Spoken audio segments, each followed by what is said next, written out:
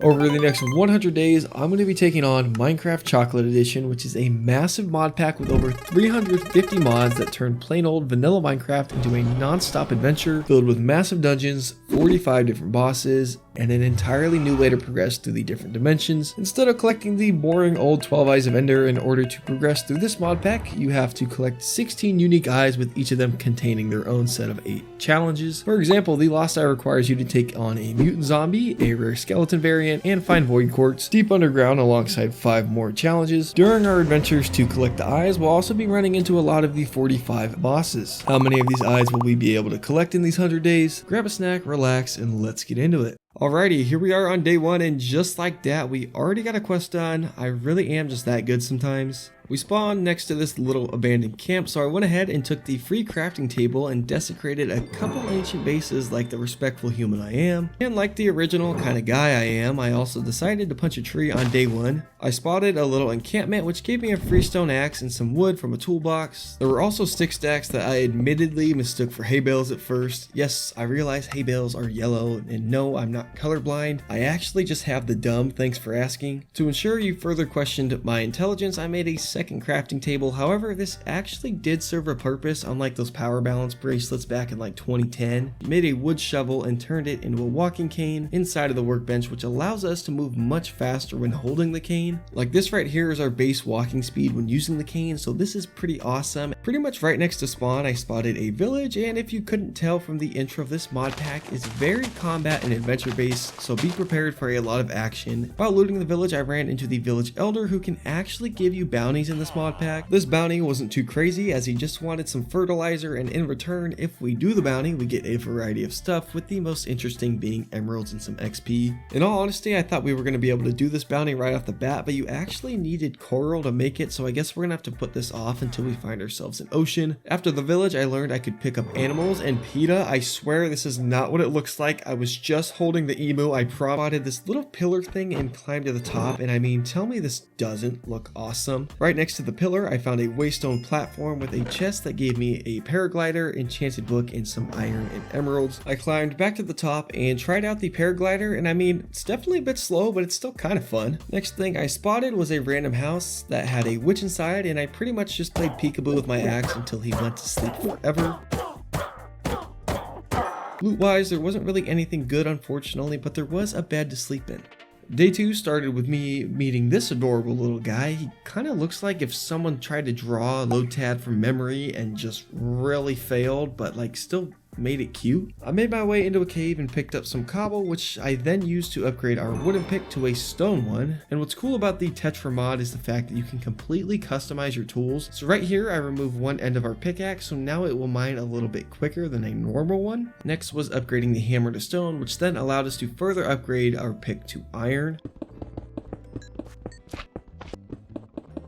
During our mining, we ran into a zombie, which wasn't any sort of problem, but it did highlight how slow axes swing in this mod pack, so we definitely need to upgrade to an actual sword. This upgrade came from turning a stone sword into an iron rapier, which swings much faster than a normal sword and deals bonus damage to unarmored enemies. I also added a wooden counterweight to increase the swing speed, and whatever a fuller is to increase its durability. Sorry piggies, you're my first test subjects.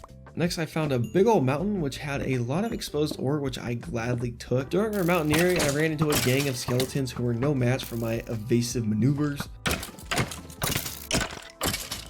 We did some mining, and I actually decided to add the other half of the pickaxe head back on, since one drawback of having only one head was the fact that it can only mine up to a stone pickaxe's level of ore. And now that we had our second head back on, we could take advantage of all the exposed emeralds on the mountain. While doing so, I ran into Paul Bunyan, who clearly wasn't doing too well these days.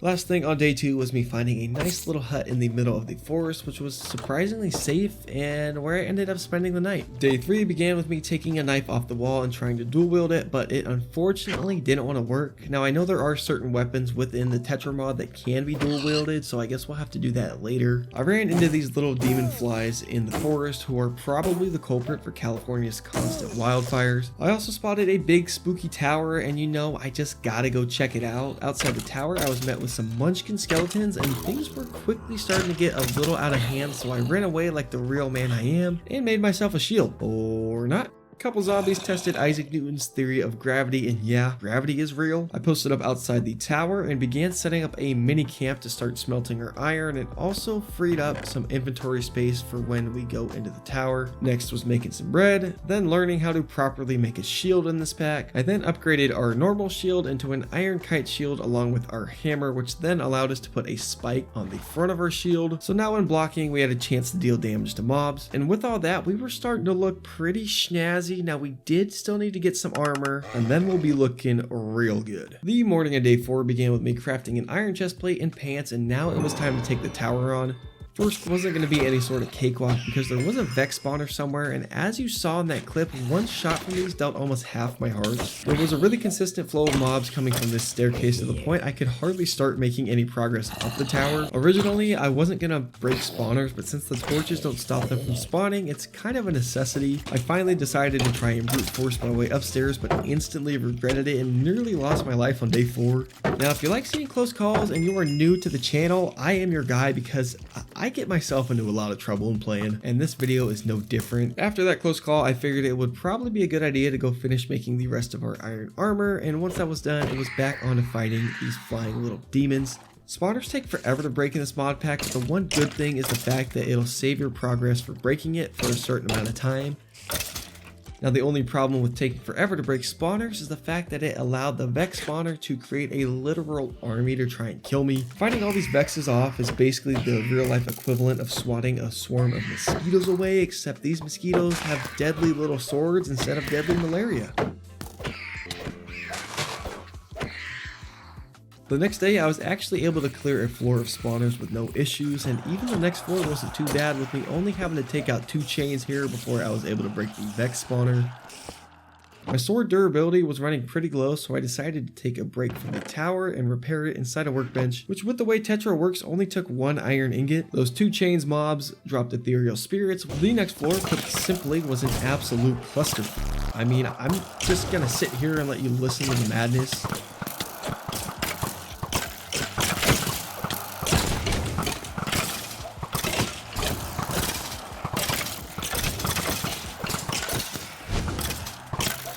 Eventually they all stopped shooting each other, which honestly wasn't very good for me because now they were all focused on yours truly. While taking on some more spooky ghosts, our sword was now ready to be honed, which basically allows you to upgrade it in a variety of ways. Now the Bone Caller had 2 abilities, the first being shooting us with magical missiles, and the other was spawning these little gremlin to come and try and eat me. Trying to kill this Bone Caller was a prime example of when the rapier sucks, because since he's got over that 2 points of armor threshold, our sword is basically just a pool noodle.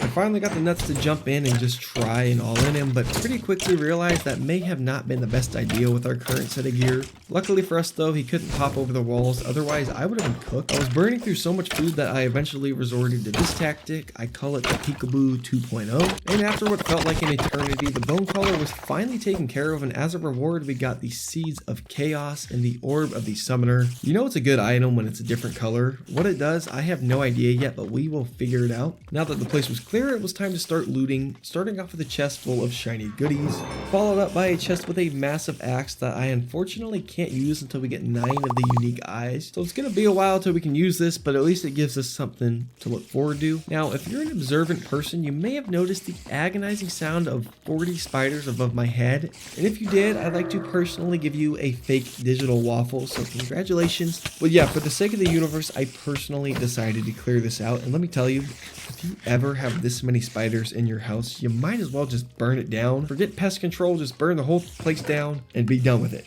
Now, for anyone who may be a bit impressionable, let me make this very clear. That was just said for comedic purposes. I don't need the police at my door 4 years from now because one of you people decided to listen to a stranger on the internet and burn down your house because you had some spiders in it, okay? Now, with that disclaimer, the spider room actually did have some loot in it, but it was nothing exciting. Day 6 began with me trying to make a backpack so we could pack up all of our loot, but we weren't able to use backpacks until we got 3 of the unique eyes, so we were kind of out of luck at the moment. Next up, I cashed in all of the random quests we had completed up until this point. This hay bale quest for the corrupted eye was completed, which gave us this awesome farmer's hat, which looks beyond snazzy. The quest book is also nice enough to give you a free waystone, so it was actually good we finally did this. And by the end of our quest frenzy, we were all the way up to level 42, which is is kind of crazy. Since we had a bunch of levels, I figured I might as well grab all the books out of the tower for when we hopefully get some better armor so we can then enchant. The enchanting in this mod pack is also a bit different than normal, but it's honestly pretty cool, but obviously we'll get there once we actually have some stuff we want to enchant. We now had the issue of having a ton of loot and no way to move it, so I tried making a crate, seeing if it would work as a makeshift shulker box like it does in some mod packs, but that ended up being a fail. My solution to our transportation scenario was to use the waystone we just got today and then venture off tomorrow looking for a village, since they almost always have a waystone in them, meaning we can just teleport back and forth. The last thing I did was honing the rapier, which allowed us to upgrade either its damage or speed. I ended up going with damage to help improve its effectiveness against mobs with armor. I was also able to serrate the blade, which meant we now had the chance to inflict our enemies with the bleeding effect, which deals 4 damage over a few seconds. Then, after defending my camp from a couple skeletons, it was finally time for bed. On the next morning, I grabbed my walking stick and set off hoping to find myself a new home. It didn't take long to spot a village, and right next to that village was a massive windmill type of structure that we definitely needed to explore. This village's leader was a knight who was sipping on something and even offered me a sip, which gave me nausea 10 and tipsy because he wanted 240 torches and 64 lanterns. In terms of rewards for the bounty, I'd say they were pretty mid, seeing as the bulk of it was just adult soda, which isn't all too helpful. I found a waystone just outside the village, and while running up to the windmill, I learned pretty quick this village had some mean neighbors who hit us really hard and brought us all the way down to 1.5 hearts. Luckily for us though, an iron golem was standing guard in the village and saved our life. There was another one of these little waystone platforms which gave us some emeralds, a piece of iron, and a deku leaf, which I honestly have no idea what this is used for, but I do know it's from the Legend of Zelda series, so I mean that's pretty cool. I went to investigate the big windmill place and learned pretty quickly that it wasn't friendly, and once again nearly died, and once again was saved by my new best friend. At this point, I had enough scares for the day, so I spent the rest of the time setting up what was going to be another sort of short-term home and began teleporting back and forth between the waystones, moving our loot. Day 8 was pretty simple with me overall just messing with the Tetra mod. I started off by putting an emerald on our rapier, which now gave it a chance to crit mobs when using it, which for those that don't know mean you deal double damage. I will say it doesn't make our sword look the coolest and maybe turns it into a certain kind of plug, but hey, at least it'll hit harder, get your mind out of the gutter. Okay, I mean that could be an effective weapon for, anyways. For a second, I was gonna go start the big windmill structure, but was blocked by a couple farmer zombies who still hit way too hard. I then thought that I should make a backup weapon for armored mobs and had the perfect one in mind. Funny enough, actually, you can take a shovel and turn it into a full-on spear with this mod, which I mean, come on, this mod is awesome. I know some of you are gonna say, oh, Tinker's is way better, and you know, maybe it is, but you gotta admit the UI on this one is just so clean. The cool thing about our spear is that it has like a 2.5 block range, so it's really versatile, and a big thing for us is that it doesn't have reduced damage against armored enemies like our sword. The next 2 days were all focused around taking on this pillager windmill place, starting off with me taking out a couple wandering guards who were no match for my pokey stick. Then I caught them out while corner camping like the degenerate I am. Inside the first floor, there wasn't anyone outside of this witch who inflicted us with a 40-second poison, which gave me PTSD from the bog in our last video. Like, this right here is the worst part about poison. Literally guarantees to put you on half a heart. And yes, I know I could bring milk with me, but that's just too much work. I decided to explore upwards first and was once again greeted with no enemies, but instead just got some free goodies from some barrels and chests. The best part was honestly getting fresh iron armor, so I didn't have to spend iron making a new set later. Out of all the places to find a pillager, he was standing on the mechanism of the windmill and managed to die to fall damage while going down a ladder, which, I mean, that's an S tier fail. Like, how do you do that? You're going down a ladder, bro. I found another guy in the rafters, and needless to say, I was really confused with these spawn points. The barrels on the first floor pretty much consisted of an assortment of iron, emeralds, and replacement armor. I poked my head in the basement and learned pretty quickly where all the mobs in this place were, and while waiting on my poison, I heard an explosion down there, which could not have been good. After waiting out my poison, I decided it was a good idea to check what the explosion was. With only 2.5 hearts and nearly paid with my life, I don't know what I was thinking here, but at least we lived. I then got the idea of breaking into the side of the bottom floor so I could strategically take them out, but before doing that, I had to deal with some bogeys outside, and oh my, the Vindicators, just, they always gotta hit like a truck, man. I poked a hole in the wall and couldn't get much of an angle on many mobs, and while looking around I got distracted by an abandoned village and actually took the time to get a bucket of milk for poison. However, it was almost night, so I spent the night inside what had to have been a haunted house.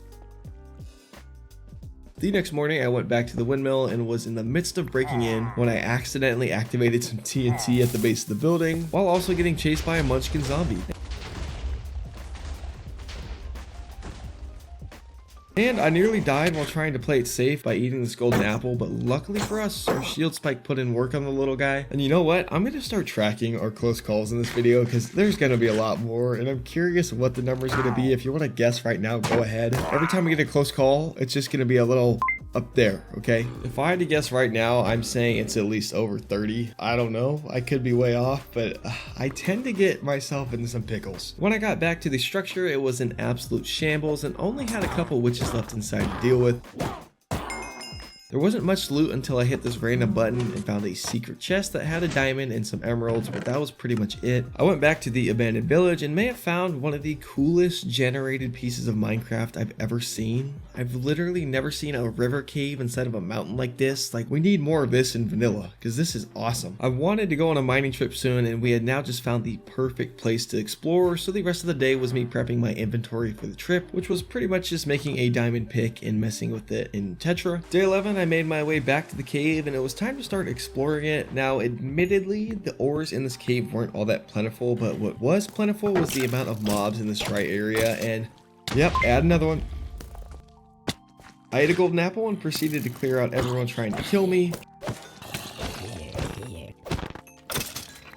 Ground with shaders on are still some of the coolest mobs. Like, those glowing blue eyes just look, oh, they're crispy. Okay, so I hyped this cave up because it looked awesome, but there really wasn't like any ores to be found, so we're gonna have to find a cave deeper underground. And the last interesting thing on day 11 was running into this nasty looking zombie, which reminded me of Binding of Isaac, if any of you have played that. But basically the ugly guy just spits out flies who want to eat my face. It didn't take me all that long to find a massive cave, and right here I'm standing on loose gravel, which looking back terrifies me because all it took was me placing a torch in the wrong spot and I would have died. The next morning it was time to head down into the cave, but before doing so I made sure to get a fresh pair of pants on because I was almost certain we were going to run into some trouble down here. To get down this massive drop, I just used a water bucket and actually left the cave to refill it just in case I ever fell in lava or fell into a freaking chasm, which I have done before. First thing we ran into was a little bowling ball, which gave us the earthquake effect, although I don't know what it did, but he's a cool looking bowling ball. Get in the car. I found this spider egg on the ground, and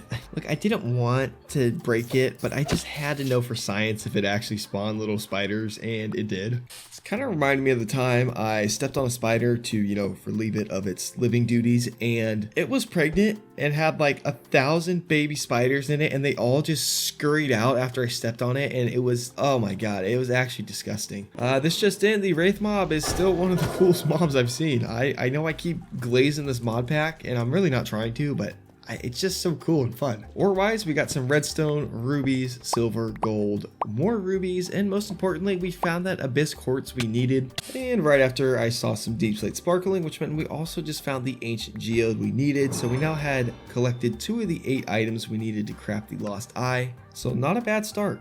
During our exploration, I spotted a patch of deep dark, which also had some jade stone hanging above it. Now these jade and ruby stones can be used to upgrade stuff with Tetra, with each of them having their own special effects on your items, so it's good to pick these up. Inside the deep dark, I spotted a couple diamonds, which is good because I wanted to upgrade my armor ASAP so we could start taking on harder mobs and bosses. Next interesting thing was this monster box and weird looking structure. After messing with the box for a while, it made a weird sound and popped out a little mob party, which overall wasn't too hard to deal with.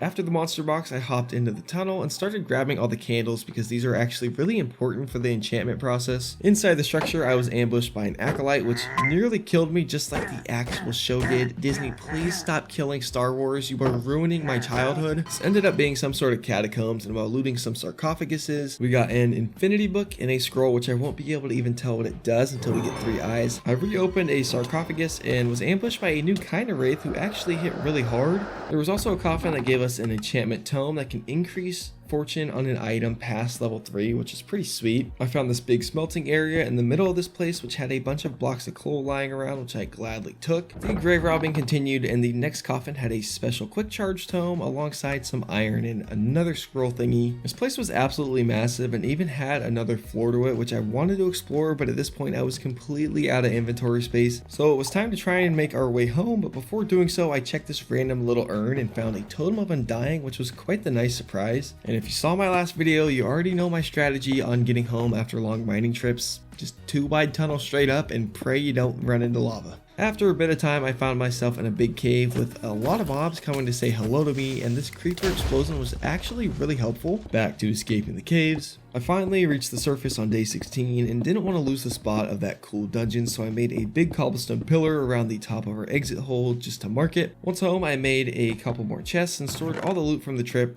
Overall, I would say it was pretty successful with us getting a Totem of Undying, an Infinity Book, Fortune Tome, some diamonds, and most importantly collecting some items for the Lost Eye. The rest of the night I was out hunting for a mutant zombie since we needed the Hulk hammer as a part of the Lost Eye's crafting, but unfortunately didn't have any luck. Day 17 began with me making a nature's compass, which is going to be important for completing some of these eyes as the items and mobs often spawn in specific biomes. Since we got a free Infinity Book from that trip, I figured it'd be a good idea to make and upgrade a bow. I also had a Power 3 book, which in all honesty I don't remember where I even got this. The biome I specifically wanted to find was a dark forest, since it was home to the easiest boss in the mod pack, the Conjurer, who we needed to kill for his fancy hat. I don't think I mentioned it up until this point, but we are able to work on multiple eyes at once, which should make things go a bit faster. I spent the afternoon unaliving a bunch of cows since I wanted to stockpile some food for the over 4,000 block journey we had to get to the dark forest. Once again, I stayed out at night hoping to find a mutated zombie to take out, but instead found a mutated skeleton who pretty quickly started kicking my ass to the point I had to run inside and hide. I also learned pretty quickly that he can hit me through doors, so now I was in a bit of a pickle.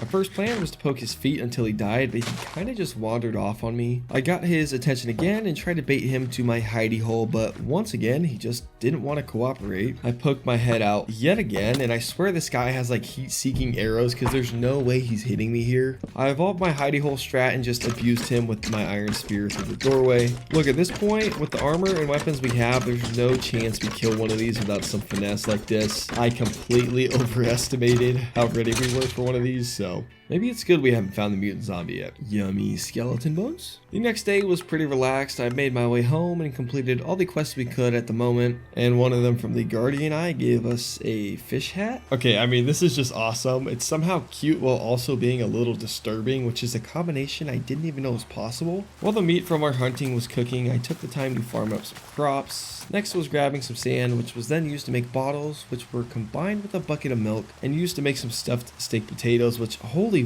wow, does that sound so good right now. I've never had a steak stuffed potato in my life, but now I need to try one. Last thing was making a bunch of golden carrots, so we now had access to some high saturation food. Day 19, it was time to head out and look for that dark forest, and once again, after a pretty short period of time, I ran into yet another village. One important thing inside the village was finding a brown mushroom, which we needed to make a glow mushroom for the Lost Eye. I kept strolling around and found a little pillager outpost on the top of a mountain. And the place was surprisingly empty, but was nice enough to give us a superstitious hat, which not only looked awesome, but also gave us an extra level of looting, which means we pretty much just got a free looting one, which in a pack where some quests have drop requirements from mobs, this is actually pretty nice to get. I did only end up finding one other pillager hiding under a cliff, so not much combat here. There was another one of these tower things near the village, and let's just say I had some problems trying to climb it, like real problems. Like, come on, please just climb it. Like, we are getting way too close to dying trying to climb a tower, man.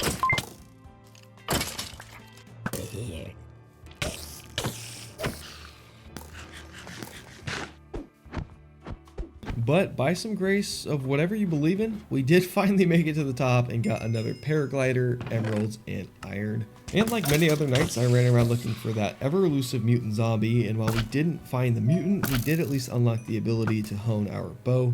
Buckle in, because the next 4 days are going to be a whole lot of adventuring while we make our way to the dark forest. The first thing we ran into was a temple, and in all honesty, I just assumed it was a normal jungle temple, but once inside, I found this interesting little room. and was pretty quickly introduced to the challenges from presented, which was finding the secret path within the pressure plates. Now realistically, I could have just broken them with a pickaxe, but that would not have been very fun. However, I did end up guessing wrong so many times that the trap eventually ran out of arrows completely. But even with that, I still took the time to find the correct path just because, I don't know, it was just kind of fun. The next trap this temple presented was this brushing hallway, which, let's be honest, was a really easy trap. It's still fun to go through. The third trap were these buzzsaws in the floor, which I of course had to test the authenticity of. Now this trap should be pretty easy, but since I was impatient, I actually took quite a bit of damage here. Our fourth test inside the temple was this weird little redstone torch puzzle, which I was actually able to complete pretty quickly.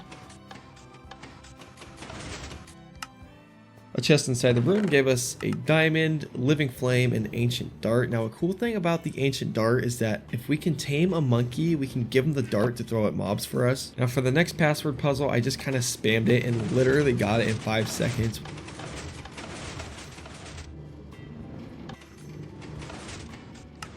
Which then unlocked a secret door. Inside the secret room, there was a sketchy chest sitting right in the middle, and I was almost certain there was going to be a trap when I opened this chest, like I was Indiana Jones or something. And of course, when I did open the chest, it started raining lava on us, but we were rewarded with gold and emeralds. Next encounter was a door zombie who may be one of the most fun modded mobs I've ever seen, since it's literally a zombie using a door and a kitchen pot as armor. Now even with their goofiness though, they were actually surprisingly tanky. First chest of the tower gave us some apples and gold, with the rest of the barrels having nothing exciting. Broken spawner. The next floor gave some more iron, and the final floor had some cool decaying zombies which turned into skeletons after killing them, although they weren't that challenging.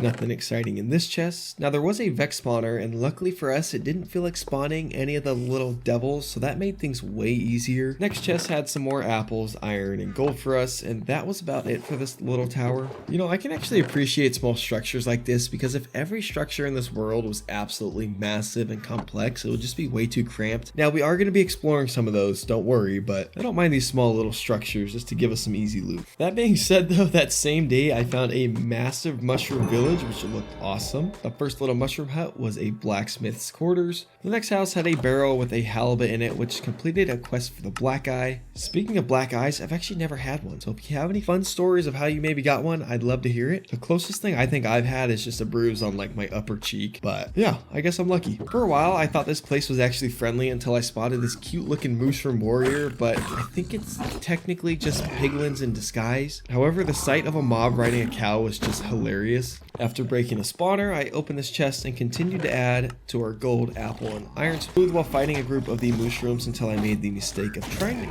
to water bucket save and went down to a single heart. Thank you very much. Pew, pew, pew, pew, pew. Pew, pew, pew. I think they should use me for sound effects. I'm not gonna lie, that was kind of nice. Side note, these little buggers come around all the time, and I really don't like them in the slightest because they always manage to run into their fire after taking them out. Day 22, our mushroom exploring continued, and I gotta say, I hate that my spear hits both the cows and piglin because I really felt bad for killing the innocent cows. Guess what though? More gold, iron, and apples, and a gold block. Going back to the cows, I even tried using my bow to only hit the piglin, but not even that worked. That was it for the big mushroom building, so now it was on to looting these smaller shrooms. And inside one of them, we got another free diamond sword. Yeah, these firelights are definitely native to California. I mean, look at what they just did. I found some salmon berries, which while may seem insignificant, was actually kind of nice because if we want to get more of those bonus hearts from our diet, we needed to get more fruits in. There was a wolf cave right next to the berries, and after the cave, I was jump scared by this creepy looking guy, and the sound he made was even creepier. Look, I'm not a professional, you know, I'm not an optometrist or any sort of doctor, but I'm thinking there's no way you actually see me for, well, a multitude of reasons actually. In all seriousness though, he did say I should come back at night, so I marked him with a waypoint and went on with my day because he's just creepy. I found another waystone tower, and this one was much easier than the last one. I have no idea what I was smoking for the last one that gave me so much trouble, but this one was easy. From the top of the tower, I spotted what seemed to be another abandoned village, except this one had a village leader walking around, so maybe it wasn't so abandoned. The knight was kind of just chilling on his own and unfortunately didn't have any contracts or bounties for us, and overall there was literally nothing inside this village, so this guy needs to be investigated. There was another wolf cave inside the forest and I was kicking myself for not having any bones to tame them because I could have had a little army by now with the 2 caves we found. The next structure was this cool house in the woods, which in all honesty also didn't have anything exciting, but I will say this wouldn't be too bad of a house to just take over and live. Loot wise, the only thing we took were some arrows. Now right next to the house was some sort of grain mill, which had a bunch of wraiths outside that weren't actively hostile until you attack. If you listen, they all make different mob sounds, so I guess they are unsettled souls of different mobs, so I'm either being a terrible person by killing them, or I'm doing them a favor by releasing their spirit. I'll let you be the judge of that, because I'm just a waffle in a suit, you know, it's not my place to say. In a chest at the top, there were 13 nuggets of experience in a chest, except we got scammed because it only gave us 8 after using them. We finally made it to the dark forest, and across the ravine was what looked to be a goblin encampment, but I didn't really have a way to get over to them. I ended up just sniping the big chunky ones with my bow and learned pretty quickly these guys had a ton of health. Now I don't end up exploring this one, but don't worry because we find another one later this day. That dark forest we found was literally just that goblin encampment, so we were gonna have to find a different one, but there's another one close by, so no worries once again. While perusing the forest, I found a zephyr deposit which can be used to make this sick looking sword, but progression wise we are admittedly very far away from this. So I just marked it with a waypoint and continued walking. More salmon berries. Are these real, by the way? Like, does anyone know? And if so, do they happen to like resemble the taste of salmon, or is it just because their color, or maybe they look like salmon, like fish eggs? I don't know. If anyone knows, let me know, because I have no clue. Here's that other goblin camp I was talking about, and at first I thought they were friendly until one of their guards just ran up on me and tried to take me out, which I mean, I wouldn't have hurt them if they didn't charge me. So they made a big mistake here. While breaking their pottery, I found a diamond. A barrel had a stone flail inside, which I just had to take in order to test it later, because I mean, who wouldn't want to try flinging that flail around? Not gonna lie though, if you gave me one of these in real life, I'd end up probably killing myself with it, because I'd be trying to do tricks with it and just like catch the side of my head. A big ol' hobgoblin ran up on me to get some revenge for his buddies, and I was genuinely scared with how hard he would hit, so I just kind of ran him around in circles and just poked him with my spear until the big fella went down. I mean, can you blame me of being scared of him? He's literally built like a semi-truck, and you wouldn't believe it, we found another village. I know some people may think these are too common, but it's actually really nice because they add just little teleporting spots while you explore the world, so I support it. Right next to the village was a pillager camp that had prisoners inside, so you know we're gonna have to save them. I fought my way through the pillagers and found one of the hidden spawners in the camp, but since it was night, didn't have the time to save the prisoners quite yet. When I went to use a bed, this villager seemingly was having the best stream of his life with the way he's kicking his legs around, and well, I decided I didn't want to interrupt him and just found a different bed to sleep in because I was a little worried it was like, you know, too good of a dream and there was going to be a foreign substance in the bed if I got in it, so I just played it safe. I decided I like the new village much more than our tiny old one. Yes, size does matter. Sorry fellas, it's cold world out there. So with that being said, all of day 24 was me teleporting between waystones, moving all of our loot, and at night I was properly sorting it all, since unsorted chests are some of my biggest pet peeves, yet I always do it, so I'm trying to stay ahead this time. So far, I've really just been enjoying exploring the world and should probably start focusing a bit more on crafting those juicy eyes of Ender. That being said, day 25 was going to focus on doing the crafting quests we had the materials for, starting off with making a glow shroom, which seems like a hippie's dream come true. Next, I went and grabbed some sand for TNT and then went home and made some bombs, which probably put me on the FBI's watch list. Now that I was on their watch list, I needed a way to escape them, so I made some rope and arrow, which when combined with a bow can be used like a James Bond repelling gun, which sounds awesome. I just need some more rope to fully load it. That was all the crafting we could do for now, so next I took the time to fix up our weapons, which cost an emerald and some iron. Now it was time to liberate the imprisoned villagers, and while searching the camp for the last pillager spawner, I found some free loot, which when I think about it, probably rightly belongs to the village, but I'm just gonna pocket it for myself. We'll call it payment for my services.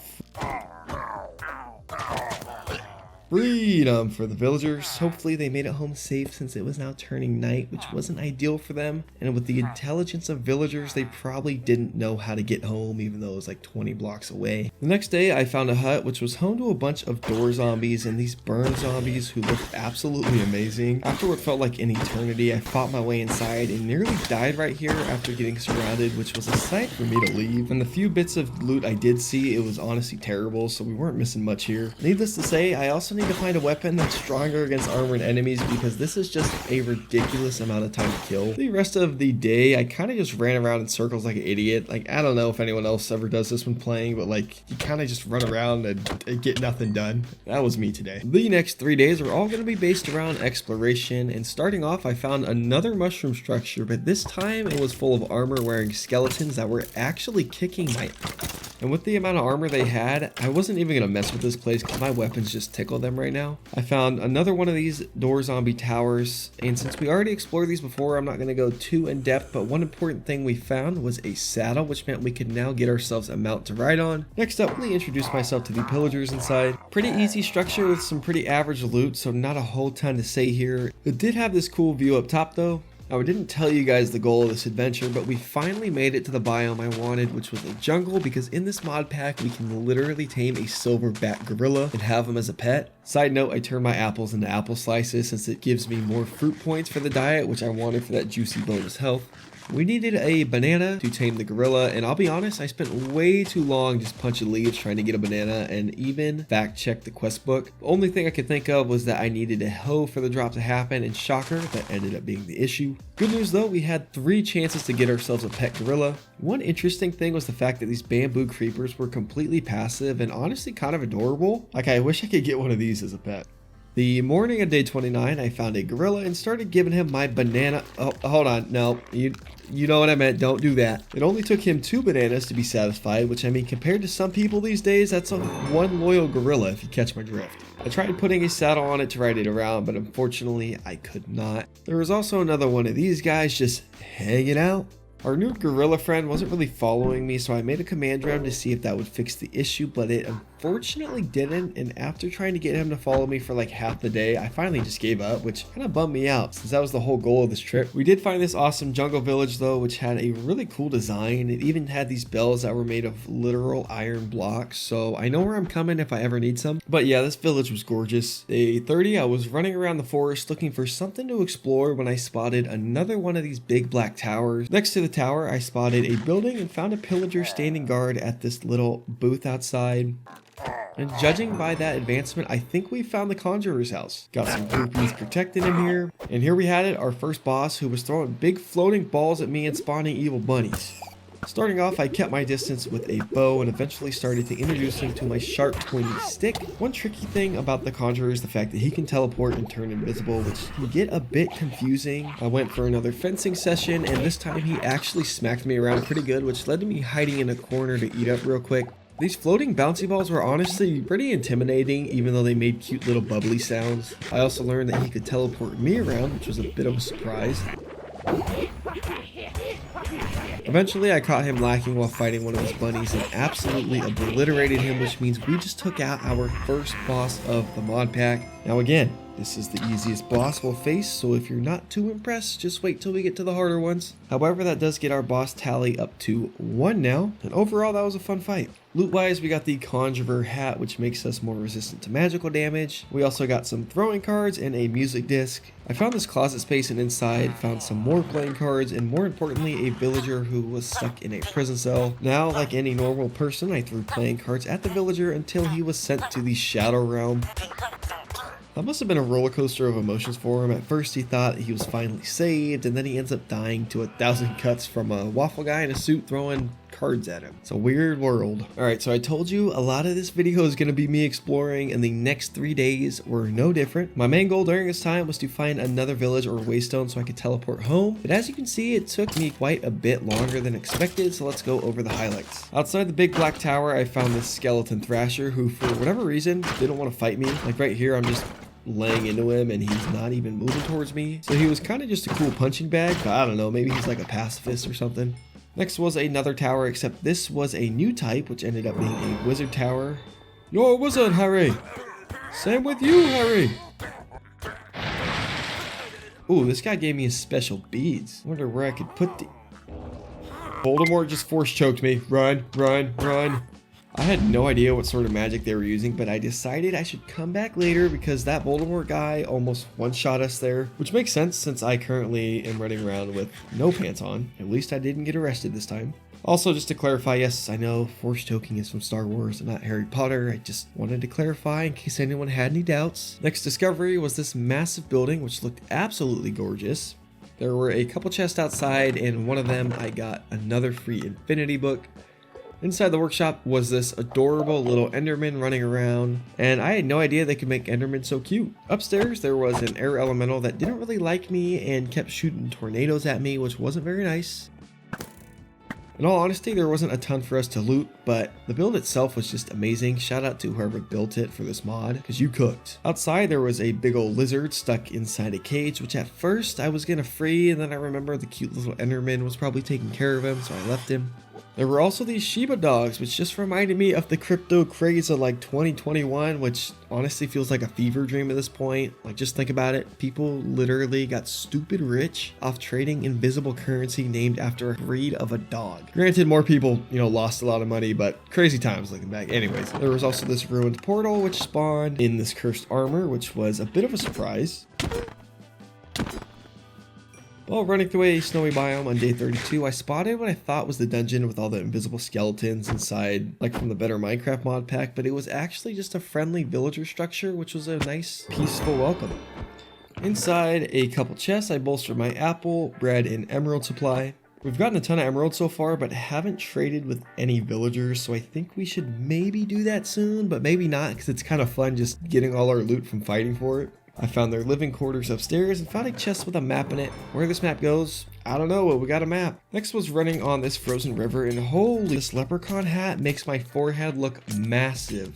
I mean, you could land a literal Boeing 757 plane on that thing, jeez. Last thing on day 32 were these cute little penguins. Day 33, I found another one of these village structures, which I of course looted, and not far from it was an awesome looking spruce village. No surprise here, I robbed every house I could. Highlights were this Feather Falling 4 book and the Sharpness 2 book. The leader of the village was a bandit, which I must say was a bit concerning for the future of this place, but I guess I'm not really one to talk. Seeing as the first thing I did when I got here was robbing the place for any valuables I could find, so I don't know, maybe me and this guy should buddy up. Here's that beautiful waystone I've been looking for. I teleported home, and at long last I could unpack this inventory that's been completely full for what feels like forever. I really need to get those 3 eyes so I can get a backpack. And the rest of the day I was just sorting all of our loot. Day 34 was a big day because it was the day we finally took the time to tame a horse now that we had a saddle to use. I went out in the fields by the village, and one nice quality of life thing was the fact that if you looked at a horse, it told you the speed and how high they jumped, so finding the fastest horse was a pretty easy process. Then it just came down to hopping on a thing until it stopped kicking me off. I still can't get over how goofy this hat looks. After some time though, the horse finally liked me, and I mean, just look at how fast we zoom on this thing. I'm not normally a guy who gets horses in Minecraft, but after seeing how fast these are, I may need to start doing that. One cool thing we can do too is just call our horse to us wherever we are in the world, so we don't ever have to worry about losing it. Next up, I made our horse a bed, which may seem a little bit small for the guy, but this will let it respawn in the morning if it ever dies. Now, if you end up playing this mod pack, make sure you push your pets onto the bed and you see the Z's over their head, otherwise they won't respawn here. The last thing for our pets today was making this wayward lantern, which will make them wander back here if they ever get lost. And our gorilla friend actually came back. Now the big fella still doesn't listen to me and kind of just wandered off, but at least he's in our vicinity now. I've wanted to start taking on some harder structures and bosses, so it was time to set up an enchanting area. Like I said earlier, enchanting is different in this mod pack, and to help us out, I used a bunch of these spirits to make some soul sand, which will be explained very soon. So bad news, I didn't record day 35, but luckily it was just kind of a chore day. I repaired our weapons, turned our bow into a longbow, which means it now has a higher max damage, but takes longer to pull back. Mined obsidian for the enchanting table and got dyes for our candles. Once back at the enchanting table on day 36, I lit our candles on our bookshelves and then made the actual enchanting table itself.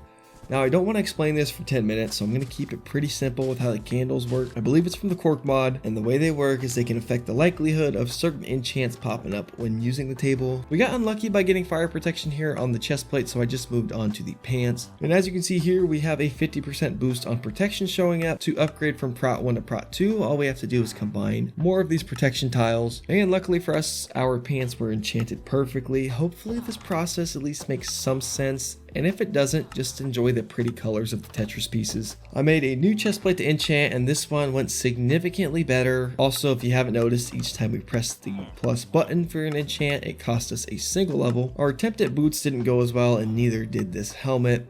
I tried another pair of boots, and this one went much better, giving us protection and feather falling before I ran out of levels, so now we just needed some XP so we can keep on enchanting these. To get that XP, I spent the night outside riding around doing my best Legolas impression. Tonight I finally spotted a mutant zombie, and to be honest, I didn't think we were ready for this, so I just shot him once and ran into the village tower like the man I am, and then shot him a gajillion times with the bow. He eventually hit the deck, but he wasn't despawning, so I stayed back, and I'm sure glad I did because he got right back up, not once, but twice before finally going down for good, after making his HP hit 0 for a third time total. I can't imagine how many people died because of this mechanic, and if that happened to me, I think I would put a hole through my monitor, let's be honest. As a reward, we got the Hulk Hammer, which dealt 9 damage per attack, which was pretty strong for this point in the game. I used the XP I had earned to continue enchanting the boots, but still didn't have enough to completely finish them. I spent the rest of the night farming XP, and with the Hulk Hammer acquired, we were only one good mining trip away from completing the Lost Eye. We just needed to find a stoneling and a forgotten skeleton. And over the next set of days, I wasn't going to leave the caves until we had found both of the mobs because we had some eyes to collect, and now that we had some enchanted armor, our pace was going to pick up quite a bit. Before going back to the caves, I messed around with our Tetris enchanting until I could fit this Hellstrider enchant on our boots, which lets us swim through lava apparently. The wording also makes me think we may get a strength effect when on hot blocks, but I could be wrong. Oh, I also tested the Hulk Hammer on this bison, and I think the major thing holding this thing back is its swing speed. Now it was time for the caves, and to nobody's surprise, I'm going to get myself into some trouble during this trip. Both the Stoneling and Forgotten only spawned below Y level 0, so we had to go real deep into the caves. While looking around, I spotted a diamond, which was a welcome surprise. I spotted a Stoneling in an area I just ran through and hopped down, trying to bait him with this diamond. I then tried shooting him a couple times, but apparently they're completely immune to arrows, and when I stopped sneaking when entering my inventory, the thing just vanished, so that was awesome. So I guess we have to find another one. After some more exploration, I found this little mining encampment, which gave me a free diamond shovel and pick, which I mean, hey, I'll take it. I stumbled onto this lava ravine, and inside this little cutout, I found another stoneling. I didn't make the same mistake this time and just one-shot the thing, which meant we only had to find a Forgotten now. I used a water bucket to cross the ravine, and this is the only right way to do it because having your water just destroy entire bodies of lava not only ruins the cool generations like this, but also basically creates mob spawning platforms because you just replace some natural light with the most light consuming block in the game. During a fight with another skeleton, I spotted something in the distance with some blue glowing weapons, and while fighting the thing, it shot me with blindness arrows, which was a bit spooky. And as I got closer, I learned it was a Forgotten who was dual strapped because while fighting him, he whipped out his sword and just started smacking me in the face. Our cave exploration was now officially a success after killing it, and after mining a couple more diamonds, a Siamese skeleton came down trying to sneak attack me, and this spot kind of creeped me out for some reason. I have no clue why. I was doing some more searching for diamonds and spotted another stoneling, but this one also escaped me. I got jumped by some cave endermen who were nice enough to give me an ender pearl. There was also a bunch of this aquamarine ore, which I made sure to mine because last thing I note was activating this monster box, which nearly led to disaster. It started off pretty chill until I got poisoned by this cave spider, which took me down to 2.5 hearts.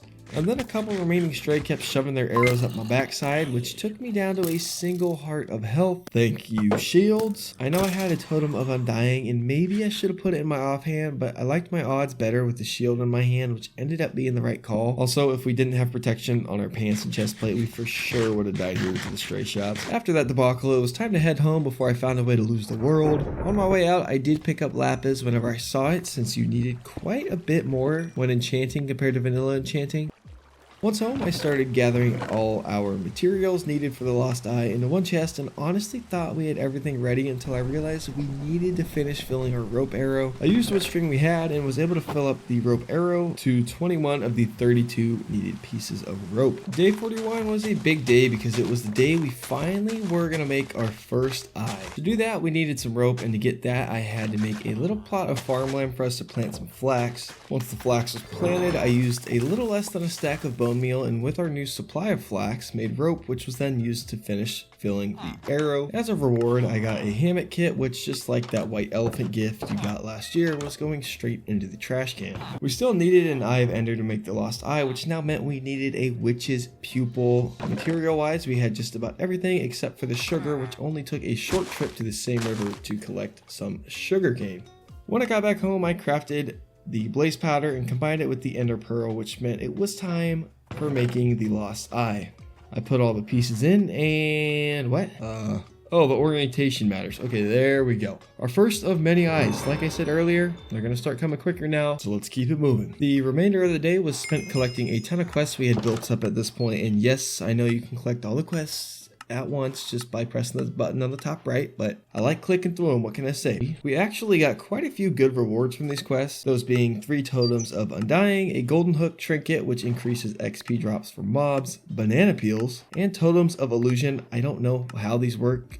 We will definitely test them at some point, or I guess maybe I don't want to test it out because that means we'd almost die, but knowing me, we probably will test these out. The next day started off with me finishing up our boots, which ended up with Feather Falling 3, Unbreaking 2, Protection 4, and Hellstrider 2. I really want to know how Hellstrider works, because if we can swim in lava without burning, that would be sick. After that, I grabbed that diamond sword we found earlier and spent 2 diamonds to turn it into a rapier to upgrade from our iron version. For this rapier, I added a jade instead of an emerald because the jade actually gave us some extra points of armor while also still giving us a 15% chance to crit. I think that's like a 10% reduction compared to the emerald, but the bonus armor, in my opinion, makes it worth it. Since the enchant on my current iron helmet was already busted with projectile protection, I figured I might as well just make the upgrade to diamond and hope I get some better enchants on this one. And I did exactly that, as we got protection, unbreaking, respiration, and aqua affinity. Now, I don't normally look for respiration and aqua affinity, but our future adventures may be taking us deep in the ocean, so having these will actually be helpful. Next up, I honed our shield, which probably could have been done ages ago. I was also able to hone our spear with some increased damage, and following that honing, I also took the time to fix our shield as well. Day 43, it was time to head out searching for our second boss, Sir Pumpkinhead. While he doesn't have the most intimidating name, he is essentially the Headless Horseman, so he's much cooler than he sounds. Now, summoning Sir Pumpkinhead is actually really easy. All we have to do is find an infernal pumpkin ritual site and break said pumpkin. They're supposed to be pretty common in plains biome, so we were off to explore, and not far from home we found the infernal pumpkin. I made sure to take all the free candles for enchanting and then broke the pumpkin. I started off with my bow and decided to test out our new rapier, and I can't remember if I did any upgrades, but this thing felt like it was swinging lightning fast. Pumpkinhead spawns these cute little floating minions, which I made sure to shoot with my bow since I was almost certain they were going to self-destruct on me. Mr. Pumpkin ran up on me and I just absolutely obliterated him to the point he teleported away like a little to regen some health. After another bout with the boss, I hit him off of his horse, which led to a massive lightning strike, and now Mr. Pumpkinface here was shooting magic at me while his horse chased me around. I love this third person mod, but I can hardly take myself serious with the leprechaun hat on my head. I went full pinata mode to take his minions out, and then went berserk until I literally cut his head off, which actually wasn't a good thing because now his head was shooting magic missiles at me like the Hawk Tua girl. Just weaponized her spit instead of turning it into a podcast, which just can't be good, but it's your bag, man, I respect it. I was able to get close and poke the thing until it died, and as a reward we got the pumpkin staff, which can shoot explosive pumpkins if we get some seeds to shoot. We also got some candy corn, which is easily one of the most controversial candies ever. I feel like you either absolutely love candy corn or you hate it with a passion, and there's no in between. Personally, I like it. By getting that candy corn from Sir Pumpkinhead, we now only had to complete a raid for us to complete that second eye. Last thing on day 43 was finishing the enchanting on our helmet, which after some Tetris playing, we were able to get Aqua Infinity, Unbreaking 3, Prot 4, and Respiration 3. So this thing was pretty money. Day 44 was a pretty quick one, starting off with grabbing flowers so we could get some dyes for candles to help our enchanting. I made some purple candles and popped them down over the soul sand to help prevent us from getting Sweeping Edge as an enchant for our rapier. I also added some blue candles to help increase our odds of sharpness and yellow candles for increased looting odds. And well, didn't start off too strong here, but our next two enchants were looting and unbreaking. But then we got crazy unlucky because we got back-to-back smite and sweeping edge, which we weren't supposed to get with the candles. That's the whole reason I got them. It wasn't going to be a perfectly enchanted sword, but by the end of the day, we had sweeping edge, fire aspect, looting, and unbreaking. Again, not fantastic, but it'll suffice for now. And we'll hopefully get a better sword later, which we can try our luck at enchanting again. Oh, but I also didn't actually enchant it yet because we still had a couple more enchant rolls left. The next 5 days, we were headed out looking for the Deep Frozen Ocean biome with the goal of starting our next Ender Eye, the Black Eye. The Deep Frozen Ocean is home to multiple bosses and structures that should be awesome to explore. While riding towards the biome, I was checking a group of wild horses to see if any were faster, and actually found one that had a speed of over 20 compared to my current horse's 17, so I of course had to tame the fella. I think we actually need to name this one, and I think I'm gonna go with Jim. So thinking about giving him like a racehorse name like Seabiscuit or something like that, but no. His name's Jim. I eventually made it to the coastline and needed to switch to a boat to continue my journey, and pretty quickly I was attacked on my boat, and it was this awesome looking sea creature who was chucking underwater spears at me while fighting an underwater necromancer also joined, and his attacks look sick.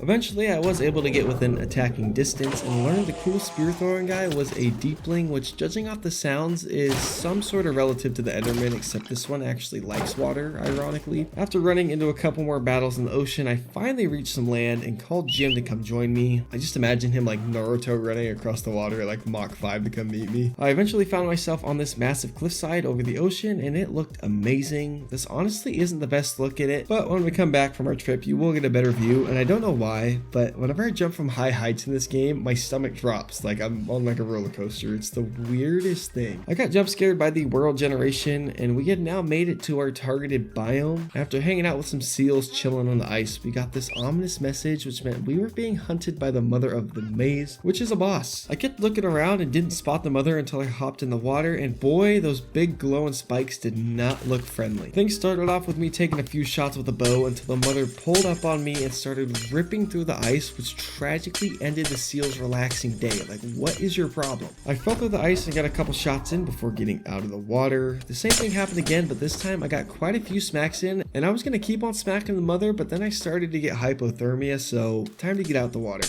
Honestly, if I had to describe this boss, I would say it's literally all bark and no bite. Like right here, I just full on sent it and absolutely destroyed the thing. Now, I will say this maybe is like a mini boss because this was really weak, but it was really cool design, and that now puts our boss counter up to 3. So I mean, I'll take it. I mean, they're still fun to fight every time. Loot wise, we got an Abyssal Amethyst, which we weren't going to be able to use for a while since we needed 12 eyes, but maybe if we do a 200 days on the pack, we can try and get that. If you want to see that, I'm going to set a really bold like goal at 20,000 likes. If we get 20,000 likes, 200 days will be coming, I promise. So if you want to see it, it's free, just press like. It's really easy, and that's it. Anyways, next I spotted a structure, and of course, I had to check it out. And if you couldn't tell by the noises, it was a pillager outpost, which wasn't too happy I was creeping in on their space. Some loot I found was a pirate pouch and some pumpkins, which I actually was happy to find since we still needed to carve one. Since this was a pillager outpost, I was hopeful that we could find a raid captain to kill, since that would give us our needed bad omen for a raid, which are updated in this mod pack. And they have another boss in it, which is, look, I'm not trying to bait you, but it's really cool. I parkoured around the outside of the building and continued taking out the pillagers and vindicators using their own build against them. I did find a little library area, and inside was a lectern which had some lore for us to learn. Now, reading is for nerds, so I'll give you the quick rundown. The book details there being a large beast patrolling under the ice that ate one of their crew members whole. Now, I'm going to say that was probably the mother of the maze that we just killed, so that should be done. It also details how they turned their wrecked ship into into this tower, which is honestly a really impressive feat, and most importantly mentions how some of their crew has started digging underground to try and avoid freezing to death, which for those of you that aren't detectives probably means there's some sort of underground dungeon to find throughout the frozen ocean. A couple of Vindicators did sneak up behind me, and even with our enchanted armor still dealt some good damage. The main headquarters of the structure had some decent valuables inside for us, and that was about it for the structure. I made sure to check below to see if the hole the pillagers are digging was right below, but like I originally assumed, it's a separately generated structure. Later that night, I found a ship that pulled a bit of a Titanic by crashing into an iceberg, but I guess, at least for them, they didn't sink. A big ol' anglerfish came and tried to bite me through the ice, so I taught him a lesson. Also, it's really funny watching these Vindicators drift around the ice like they're playing Mario Kart. I made my way onto the ship and started clearing out, which by the looks of it, this thing has been stranded a while because there weren't many crew members left. Heading into the captain's quarters, I was introduced to a couple more crewmates, and one of them dropped a shell horn which can be used to spawn the ghost captain of Cornelia, which is yet another boss I will gladly be fighting soon. The barrels in the captain's quarters had a ton of enchantment tomes which I wanted to save on inventory space, so I plopped my pumpkin down, I grabbed earlier and carved it with a pair of shears to complete the quest for the eye. Spoiler alert though, I forgot I needed the carved pumpkin to craft it, so we're gonna have to get another one later. I also didn't have space for all the tomes, so I had to be selective. I decided on taking protection, unbreaking, another protection, and a power 3 book. Below the deck, I found some sort of prison area that had some more shiny loot inside, some chests behind a chain wall, with one of them having this sea stew, which is a part of the black eye recipe, so that was a nice little find. Some of the barrels had these fins in them, which can be combined with angler fangs to make the terrible armor set, which contrary to the name is actually pretty good. It's just in between iron and diamond, but also comes with its own special effect. There was another sea stew in a chest, and I didn't realize it the first time, but these are godly food sources. It's got some crazy saturation and also grants strength. Some villagers are stowed away in prison, but I for whatever reason just didn't feel like saving them. The next ship was a little different since this one was full of skeletons, and I got into a shootout with them, and wow did this bow feel weak trying to fight these guys. I finally said screw it and went in for a more personal approach, and eventually was able to kill this heavily armored skeleton,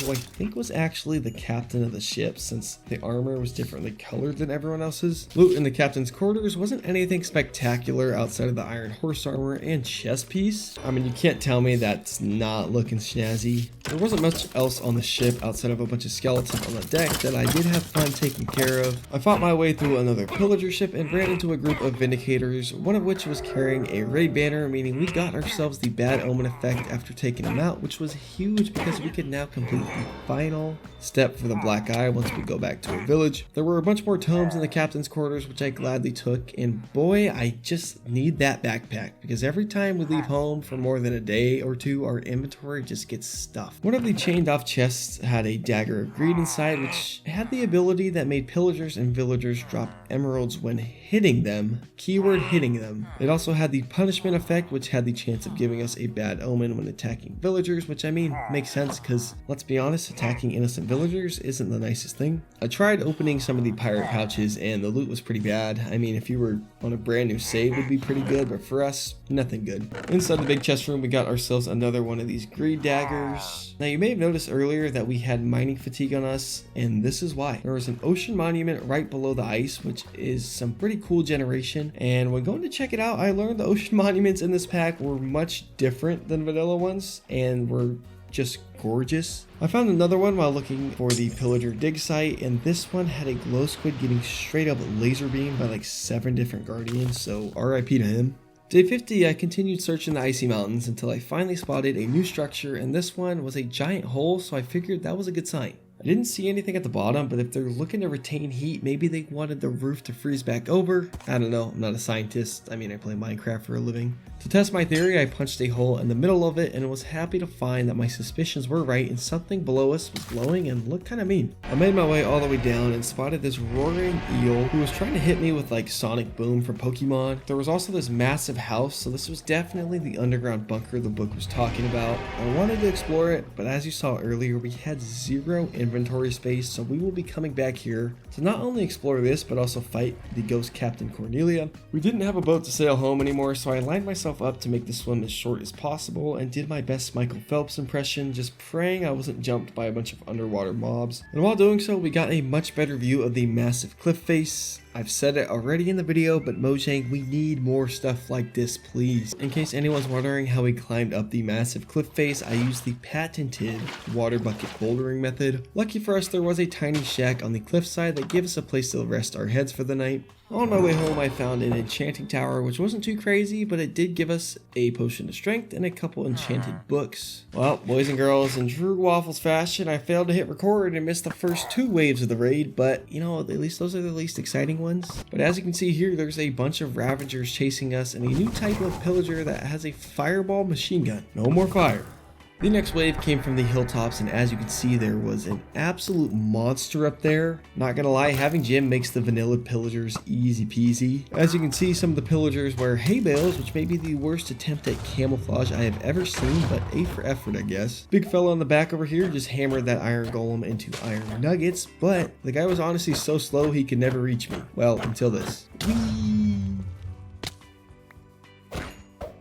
This glowing pillager was dummy fast and glowing all bougie like, and I literally could not hit him. Like, I spent the entire rest of the day just trying to make him fight me, and he just wouldn't. Like, I guess he's just the ultimate pacifist, but had a spooky name, which was the Spirit Caller, so whenever he decides he wants to fight me, it may get ugly. Since he didn't want to fight me yet, I went out at night and got some string so I could fix our bow. When I woke up the next day, there was a mutant zombie causing havoc in the village, and if you're confused on why the raid is essentially paused at this point, it's because some of the pillagers are probably stuck in a cave, but we'll have to deal with that after the mutant zombie. I started our little battle on foot until I realized that this thing is still very dangerous, so I called Jim over and we started kiting him around with my bow until I got a bit too close and almost lost our buddy here. Then it was simply playing Ring Around the Rosies until the big fella went down for good, which took a while. I mean, these things are basically on bath salts with the way they just keep getting up after getting shot. Right after killing the zombie, I spotted a hay bale wearing pillager, and this one was a preserver, which is why the Spirit Caller has been invincible.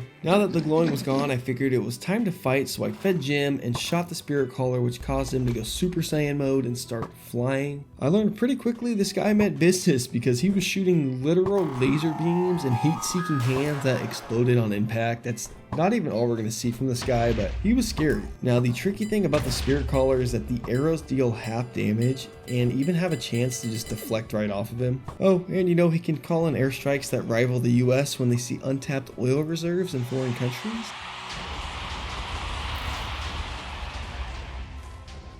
I tried using my spear to reach him, but he was still too far away, so we unfortunately had to stick to using our bow. I'm not sure if this technically constitutes a boss, but this is easily one of the coolest mobs I've ever fought, and I'm just going to count it as a boss for the video. Mid-airstrike, I noticed that the raid bar refilled, and the Spirit Caller began glowing white again, which meant he was invincible once again. Luckily, the game is nice enough to make him passive while he's unhittable. I wanted to keep fighting the Spirit Caller, so I just ran straight into the mob of pillagers, and while things started off good, I was completely blinded, so I made a tactical retreat. When I went back into battle, I first ran into a hungry hippo who wasn't a fan of my arrows. I was feeding him.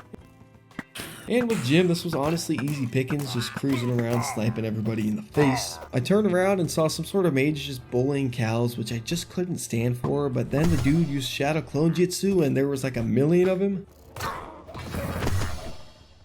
There were a couple of these royal guards, and I mean, they looked drippy, but they were straight buns. Like, it's the equivalent of some dude rolling up to a basketball court decked out in like arm sleeves, leg sleeves, newest shoes, headband, and a nice jersey, and then he just sucks it. And as you can see, the raid bar was completely gone at this point, and after taking care of this little camper, I used a bell to find any stragglers. And the next morning, you know, I killed the Spirit Caller, but while recording, my computer ran out of storage, and if you're like me and recording the MP4 format, if a recording gets stopped without properly ending, the entire file gets corrupt. So yeah, that's awesome, isn't it? You missed the ending, and it was really exciting, but Don't worry. Look, I butchered the entire raid process, let's be honest. Like, I couldn't have done much worse, so I'm gonna go back and get the bad omen and rerun a raid as soon as possible so you can see the entirety of the spirit caller fight because it is just awesome. The one silver lining of this is the fact that we now get to go test the dagger greed we found in the pillager ships in the frozen ocean, and as you can see, this thing literally prints diamonds. With just 2 villagers, we got 22 emeralds, which is insane. Day 54 was an absurd amount of villager killing, which is literally all I did the entire day. I eventually ran out of targets at the Acacia village I was at, so I moved on to a neighboring village near our home base and found a house that had some collar tags on them, which can be used to basically enchant your pets and mounts, which was a great find because I totally forgot about these. I also freed this cat because, I mean, it's not a very nice shelter for the cute little guy. By the end of this village's population, we still didn't get the bad omen, which doesn't make sense. To end the day off, I finally enchanted my sword, which while it again wasn't the most traditional of enchants, was better than nothing. And I also repaired it, which cost me a couple of levels. Oh, and I updated the mod pack, which unfortunately reset my advancements. Day 55 was a big one because we were heading back to the frozen ocean to take on our next boss, the ghost Captain Cornelia, and also get ourselves another bad omen from a crashed pillager ship. Our adventure didn't start off great because, as you can see, these stupid seagulls took my fancy fish stew and a golden apple. Now, when I was actually playing, I didn't even notice I lost the stew, but I did notice the golden apple, which I was able to get back.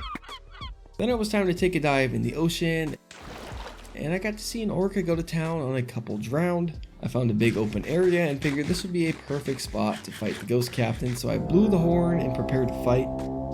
Oh, 1 second. Let's try this again. There we go. I instantly ate a golden apple and it was time to fight.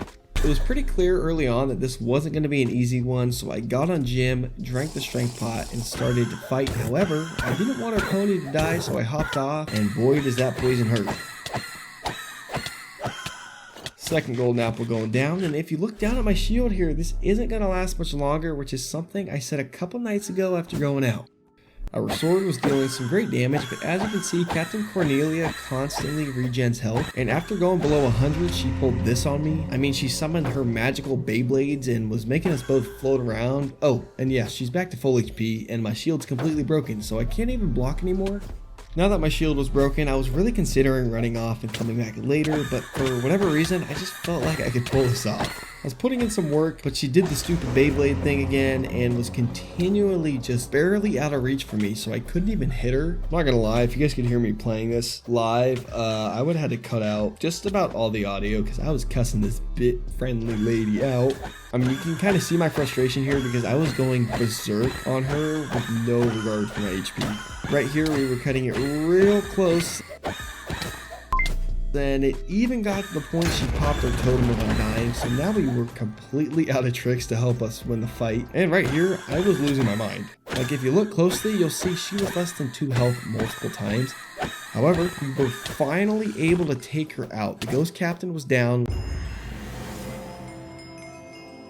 which gave us an oxygen tank, an ice maze shelter map, which I mean admittedly didn't need, and a diving helmet, which is actually helpful for when we come take on the ocean monuments as it prevents you from freezing underwater. Almost right next to where we fought Captain Cornelia, there was a ship with a raid captain outside. Apparently one of these spawn with every stranded ship, so whenever we need a bad omen, this is an easy place to get one. While riding home, I spotted this big dude carrying across, which was kind of spooky, and things just got continually more hectic on this cliffside, which I was not prepared for. Then Jim went down, and that made me kind of sad because, well, our speedy boy was gone. So, not good. I wanted to see what the big fella pillager dropped, but he just teleported away and literally never came back, so yeah, I don't know.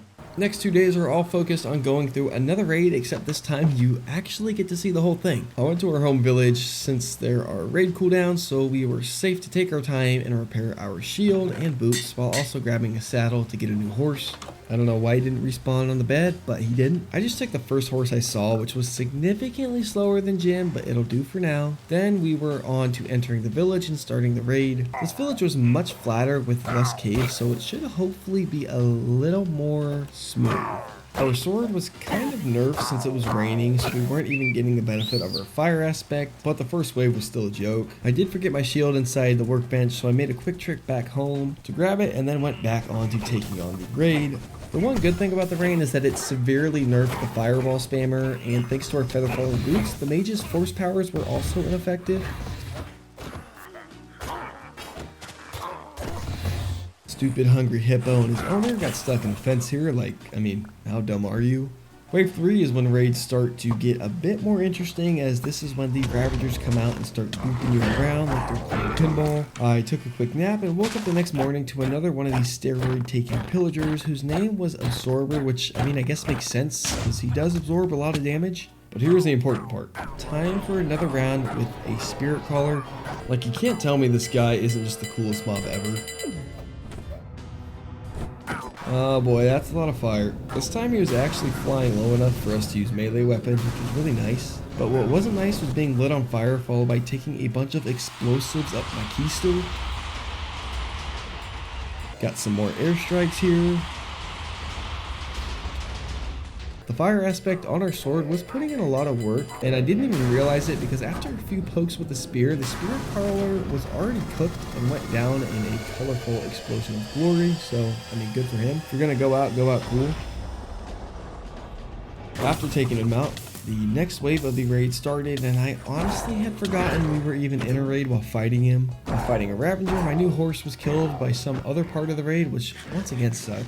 But overall, this last wave of the raid was nothing to write home about, and I'm not sure if it was bugged at the time of recording, but after both raids, I didn't get the Hero of a Village effect either of the times, which isn't a huge deal, but I don't know, just something I noticed. The next morning, I went and searched around the village looking for any straggling raiders and only ran into some more hobgoblins.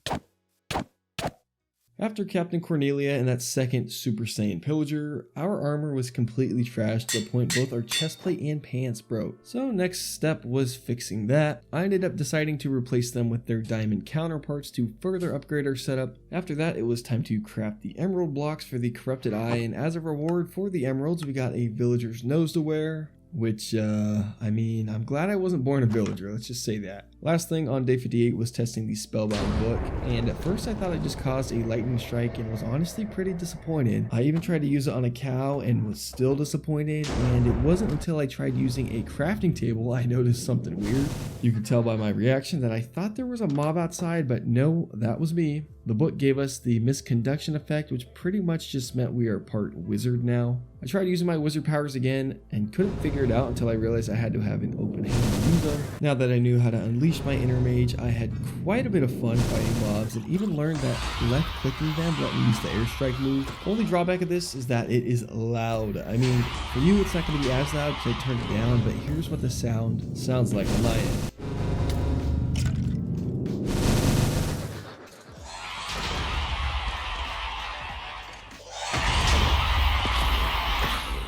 I woke up on day 59 to the best surprise I could have asked for because our boy Jim was back alive. I guess for the bed to work, I have to sleep near it is my best guess. I don't know, but he's back. I spent some time with Jim writing to get myself a new pumpkin to carve since I left the other one when exploring the frozen oceans earlier. Then it was on to making an Eye of Ender followed by the corrupted eye, which meant we now had 2 of the eyes of Ender.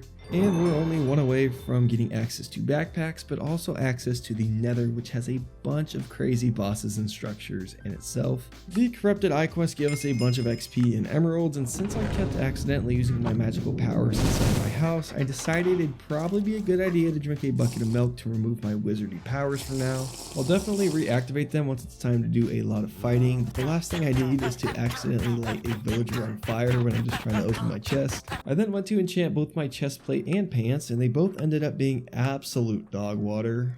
I completed a quest that I got from making an iron fishing rod, which gave us a free gold hook, which increased luck on fishing rods. We also got this prismarine helmet, which makes you look like the Master Chief your mom says you have at home. Next was making a surprisingly expensive tackle box, which let me add the gold hook onto the fishing rod. I also composted bread to get worms as bait, but spoiler alert, I don't even think these do anything unless I just don't know how to use them, which is very possible. The very last thing today was finally playing with the pumpkin staff we got earlier from Sir Pumpkinhead, which was pretty fun and even let us spawn one of the little pinata guys.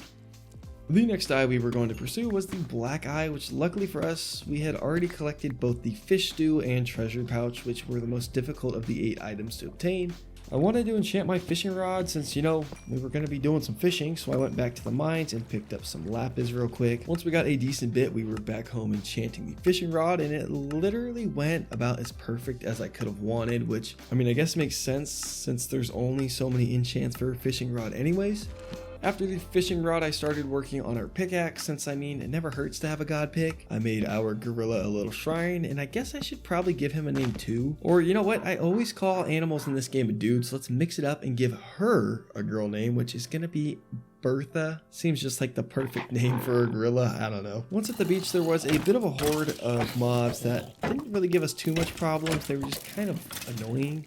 At the ruined portal, I ran into a cursed armor set, but once we took it out, we were rewarded with a free gapple, so I wasn't going to complain. On the morning of day 61, it was time to start fishing, and I was happily surprised to see that there was actually a fishing mechanic now, where you had to time the spinning circle in order to catch it. I'll be honest though, sometimes I struggled a bit, which was a bit embarrassing, but the biggest surprise of the fishing process was the fact that you could accidentally reel in ocean mobs into the shore, which is going to give us some problems soon. Obviously, I don't want you to watch me fish for forever, so let's go through the highlights. I pulled a docile thrasher here, a deepling here. At the end of the day, I made a double chest to store the variety of fish we had caught, and unfortunately, none of them were the 4 we needed yet. Day 62, I caught a deepling angler who looked sick, and to this point I had no issue killing the mobs before they were able to attack me, which made me pretty comfortable whenever I caught a mob. Our first dose of reality was me trying to catch this fish with a deepling priest standing right in front of me, and whoa, bit of a jump scare there, jeez. From the priest, we got an Athame dagger. That wasn't the scary thing though. The very next cast of my fishing rod led to this monstrosity coming out of the ocean. And I mean, how did I even pull this thing out of the water? It's a literal coral monster who actually hit pretty hard. Thanks to Jim though, we could keep our distance and bow him down. Loot-wise, he dropped a coral chunk, which when combined with some other sea-based items and valuables, can be used to make an abyssal sacrifice, which can then be used to summon the Leviathan boss. By day 63, I finally just dove into the ocean looking to get the fish by hand.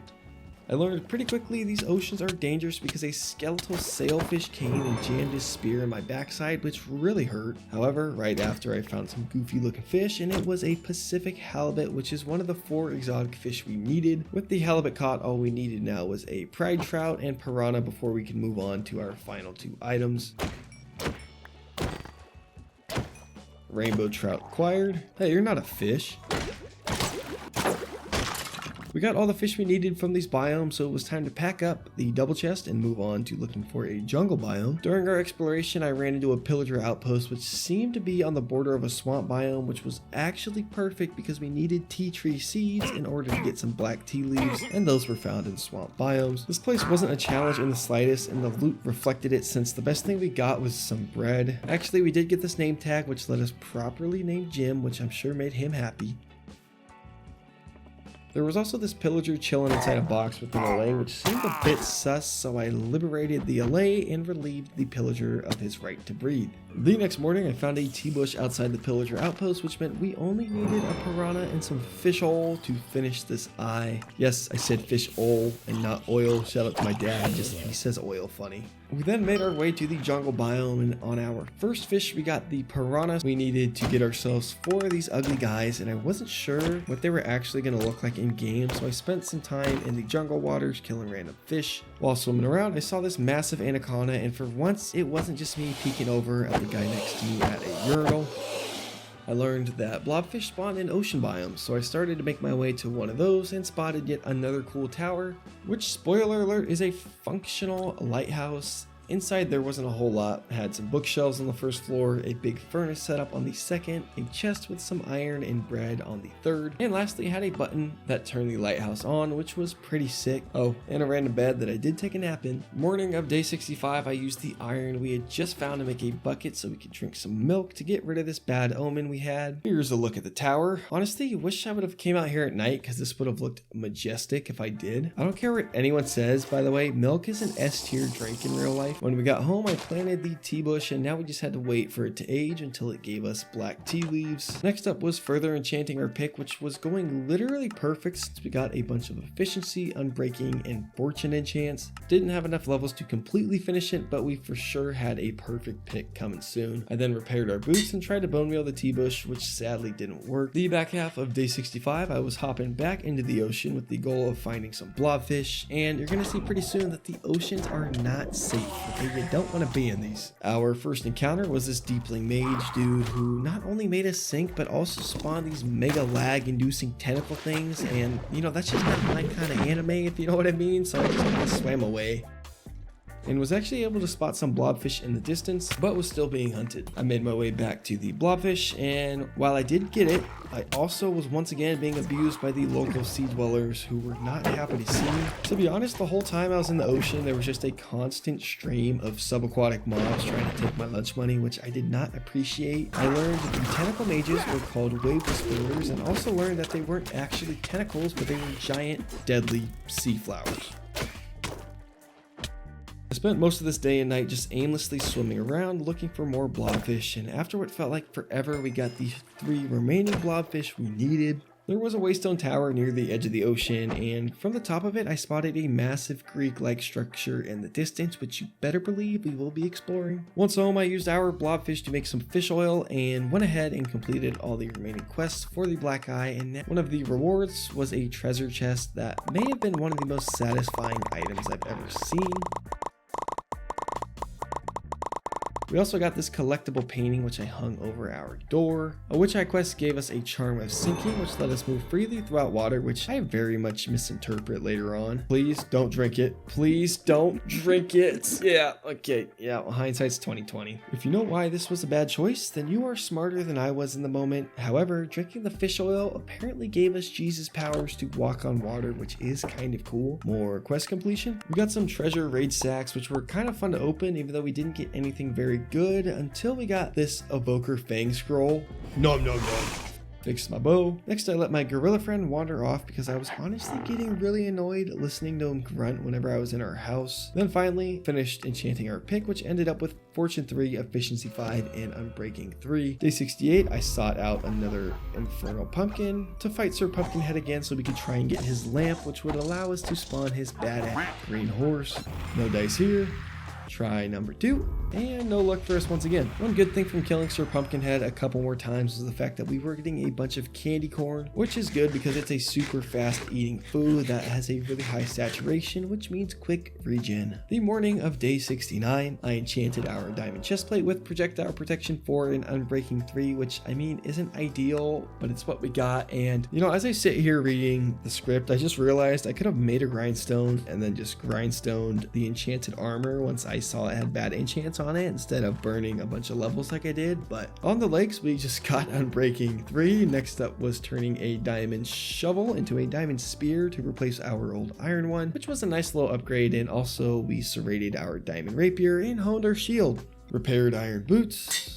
I tried enchanting the spear to make it even stronger, but unfortunately for us, it could only get tool type enchants instead of weapon ones. Our T-bush finally matured, which meant we now had the final item to make the black eye, except for the fact that I drank our fish oil. So back to the ocean, and here was my misinterpretation. Yeah, thank you feather falling, because this would have been the worst way to die.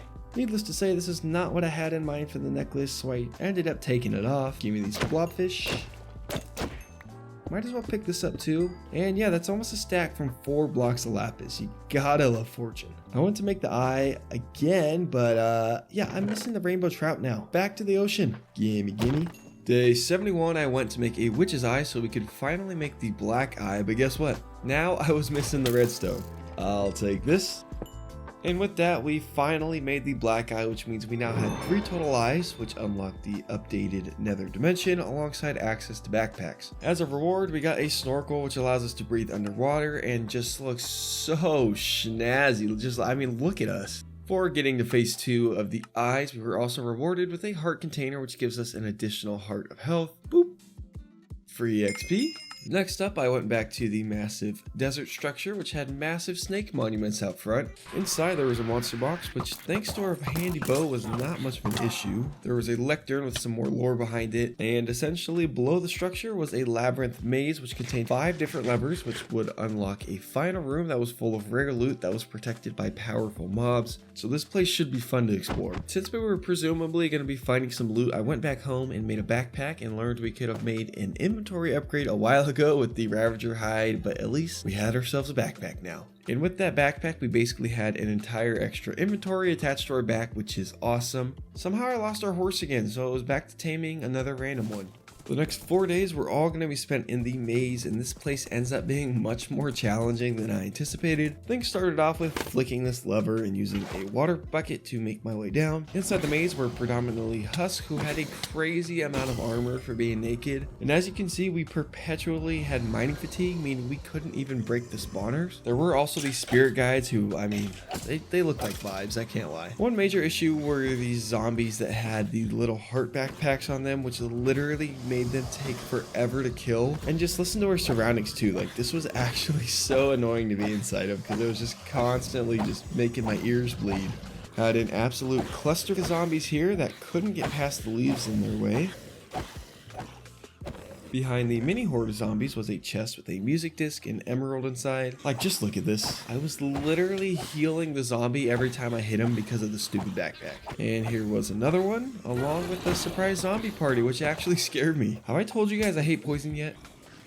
Like, what is this? Come on. I'm not sure why, but the diamond spear actually worked in killing this thing. Oh, please, no more poison. Oh, man. I love poison. Dude. Finally. Oh, my. Thank you. Now, some tornado traps were going off, and I honestly had no clue if they hurt us, so I was kind of scared of them. But I ended up learning that they just pushed you around, so they weren't that scary. While checking out a drill trap, I got jumped by a husk who once again almost took us out. Now, the only way I could figure out how to pass this trap was to use a water bucket to float over. However, I now ran into a fan trap that constantly pushed us back into the drills. So now I had absolutely no solution to moving on. But after blindly running around, I found another hole, and for some reason the loot room was already open, and I mean, the place was sick. But yeah, I found 0 levers, so this is either just a bonus room or it generated weird. Either way though, I'm not going to complain. I went back to the top and made sure I put a totem of undying into our trinket slot just in case things go bad down here. The first chest had a bunch of great goodies like some diamond armor and tools, a piece of ancient debris scrap, and a gapple among other goodies. The next chest wasn't quite as good, but it's always exciting getting diamond gear even if I didn't really need another pick. Some bogeys started spawning, and pretty quickly I found myself getting overran, so I decided to scale a wall with a water bucket for safety reasons and began shooting them all with my bow, and one of them actually had a cool pharaoh helmet on, which I was really hoping he'd drop. Eventually, everyone was taken out. The pharaoh dropped some centipede legs, which while weren't super strong armor-wise, did allow us to scale walls like a spider. Next, I slowly cleared out what I assumed was the main loot room with my bow, which took a lot of target practice. Once things looked pretty clear, I munched a golden apple and ran straight into the room, hoping we could tank the mobs long enough to get ourselves some loot before recall potioning out. Chest 1, chest 2. It was at this point things were getting a bit hairy. Chest 3. Okay, so things are starting to get really spicy. More of chest 3. Chest 4 has a bunch of goodies, and right here I got a phone call from my mom, so I had to pause during this really intense moment, which looking back is kind of funny. Also, if you haven't called your parents or friends in a while, take a minute, pause the video, give them a call. They'll appreciate it more than you probably realize. Almost instantly after unpausing, I finally decided it was time to nope the fuck out of there and drank the recall potion.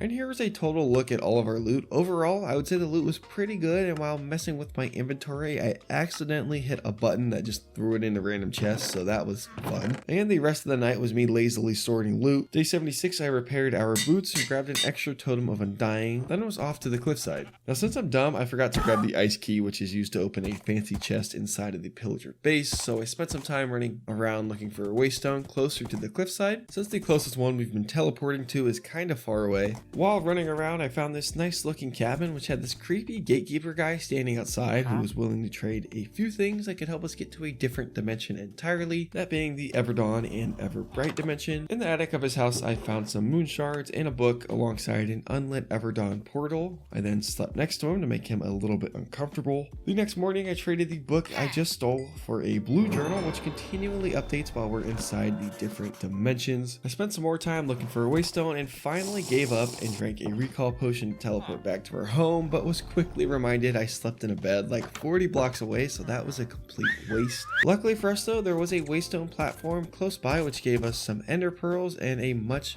closer teleport to the frozen ocean biome. I teleported back home, grabbed my frozen key, then headed toward the bunker. Sorry, Gem 2.0, I didn't mean for you to fall on that rock. While trying to swim over, a deepling brute swam up on me, and goodness, this thing hits harder than a certain kind of clarity after spending a night with someone who isn't quite as attractive as you remembered the night before. After what felt like forever, I finally made it back to the bunker and started clearing out some of these smaller mobs. As you can see, the eel isn't my biggest fan. I decided to start off with the pillager outpost and began things off by poking a hole in the side of the wall which had an evoker camping right in the corner, which led to me having to deal with a boatload of Vexes flying through the walls, kicking my ass, which also led to me drinking a recall potion about 2 seconds before I would have died. I realized I forgot something kind of important, so I made a quick trip home and used our special little spell book which turned us back into a wizard, which should help us out with our little pillager problem. I did also make a quick pit stop to buy the lighter for the Everdawn portal since I was going to be running by anyways. And while swimming back over, an orca came and swam with me, which was not only adorable but also gave us increased attack speed, which meant we swung at the speed of light now. The cute thing followed me all the way to the ice platform, and I was hoping he would keep following me if I stayed close to the water line, but unfortunately he went back to his family, which I mean is pretty understandable. When I got back to the bunker, I started things off by clearing out the couple pillagers chilling on the balcony. I mean, that guy's just spooky. I went back to the spooky hole that almost got me killed last time and just spammed my magical wizard powers, burning them all alive like the savage I am. Oh, and you know I also made sure to utilize the heat-seeking cruise missiles.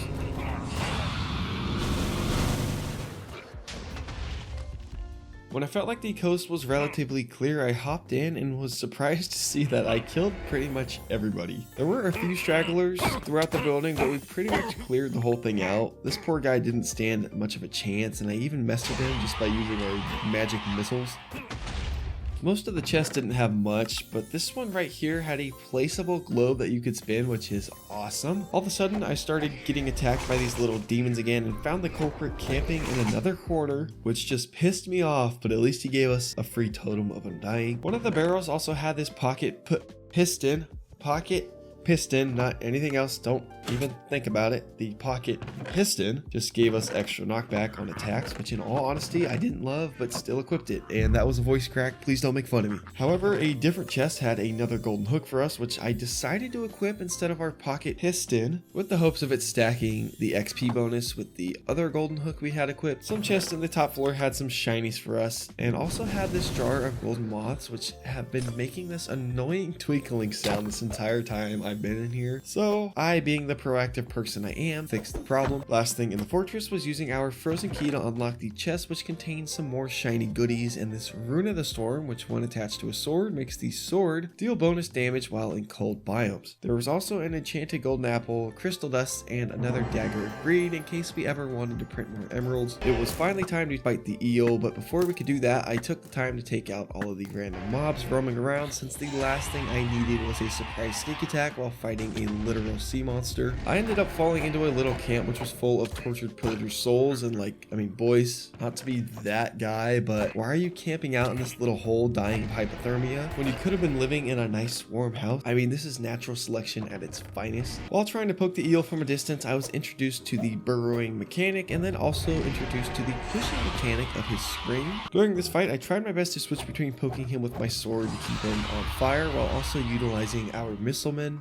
At first I thought this fight was kind of a joke, but he actually dealt a decent bit of damage, and well, okay, never mind, he's already dead. Yeah, I'll be honest, if we're counting the eel as a boss, I would say this is by far the easiest so far. Loot wise, we got a pirate pouch, some scrolls of the Dead Sea, and some echoes of the shipyard. I tried using one of these scrolls, and well, nothing really happened outside the ice below us breaking, so yeah, I don't know, maybe someone can help me understand what these do. Our mission here is complete, so I used a recall potion to head home and had completely forgotten that we had a bad omen effect on us, so a raid started on the gatekeeper's house. However, after running around for literal minutes, nobody ever came, so I think the game just got confused and it was kind of a false alarm.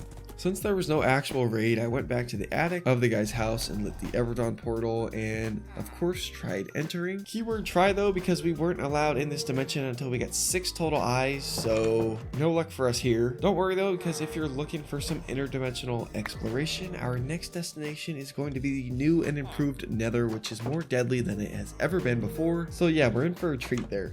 While looking through the uses of the echoes of the ship graveyard, I learned I could actually put the fin cutter I was talking about earlier into the crafting table, and I was even able to craft it, which means I just got a potential huge upgrade in the weapon department if we can get some good enchants on it. If you don't remember, this sword has a special ability which allows it to deal more damage the less health you have, so I went outside and let some mobs beat me up to test it out, and it did work. Free XP. Then it was on to starting the enchanting process, which went a million times better than our first stint with our rapier. We quickly got access to sharpness, looting, and unbreaking, which was perfect. Then spent the rest of the night playing with Tetris blocks, trying to get a good combination to fit. It wasn't until the morning of day 81 that I finally got a good setup for the Tetris board, which means this sword was getting sharpness, unbreaking, looting, and sweeping edge. I just needed a few more levels to get all the way up to sharpness 5, and I think I'll actually be able to get this to sharpness 6 because I'm pretty sure we have a sharpness tome from earlier.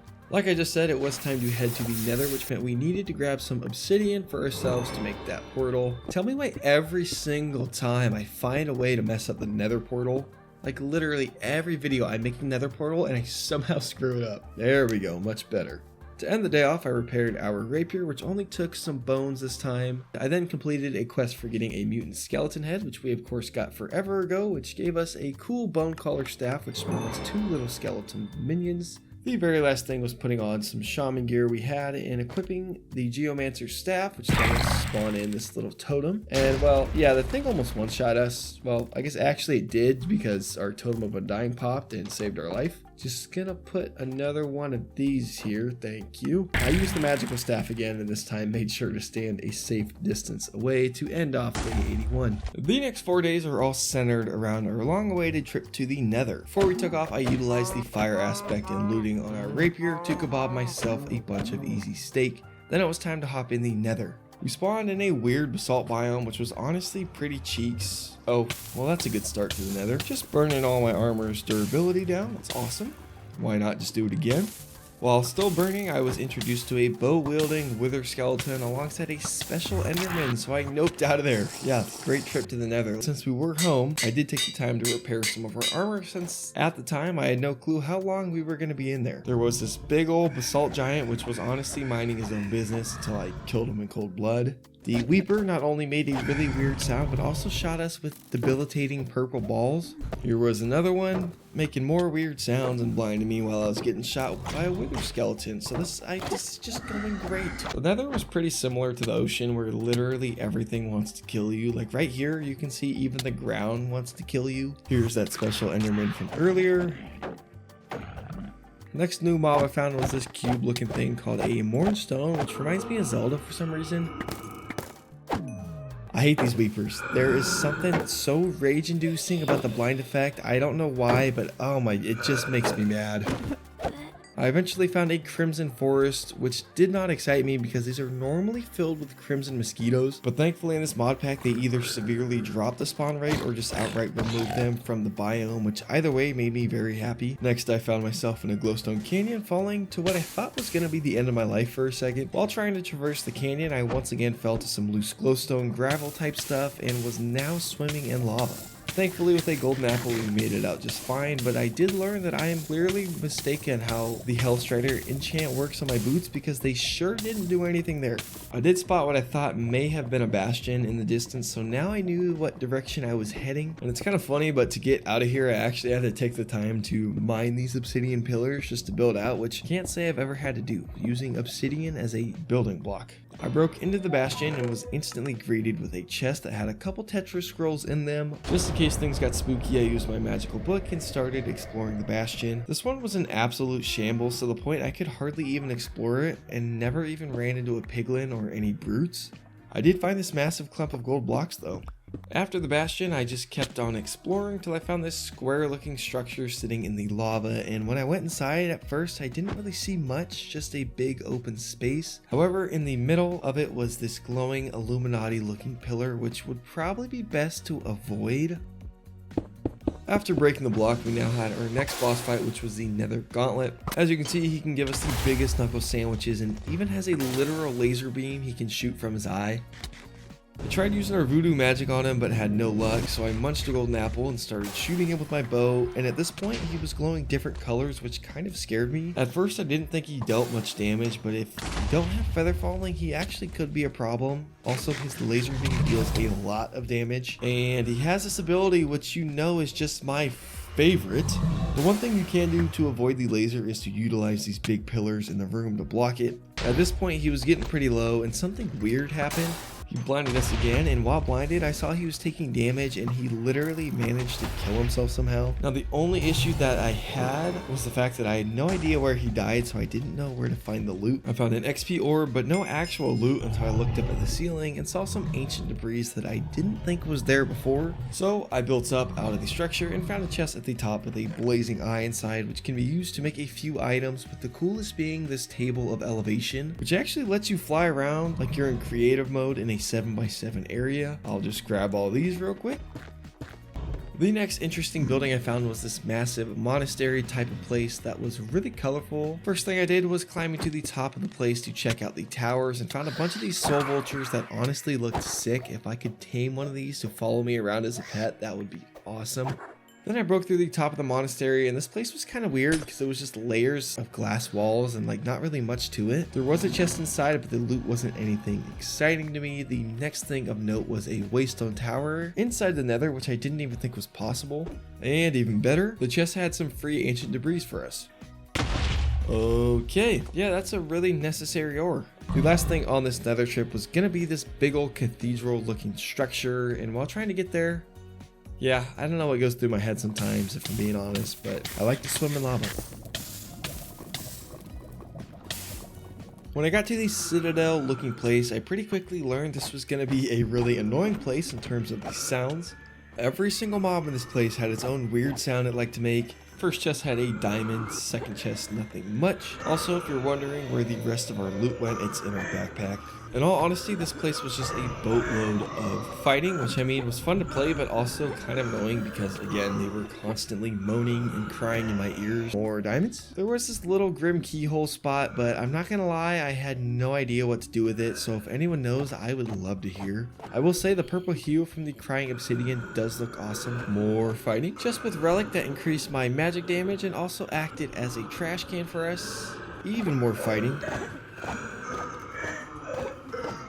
Then we had this little lava fountains. Finally, things got a bit spooky for us in the third floor of the place, but still nothing too wild about this place. I spotted a nether fortress in the distance and thought I could maybe go explore it right now, but instead just marked it with a waypoint to come back to later since our inventory was pretty packed at this point, so I just used a recall potion.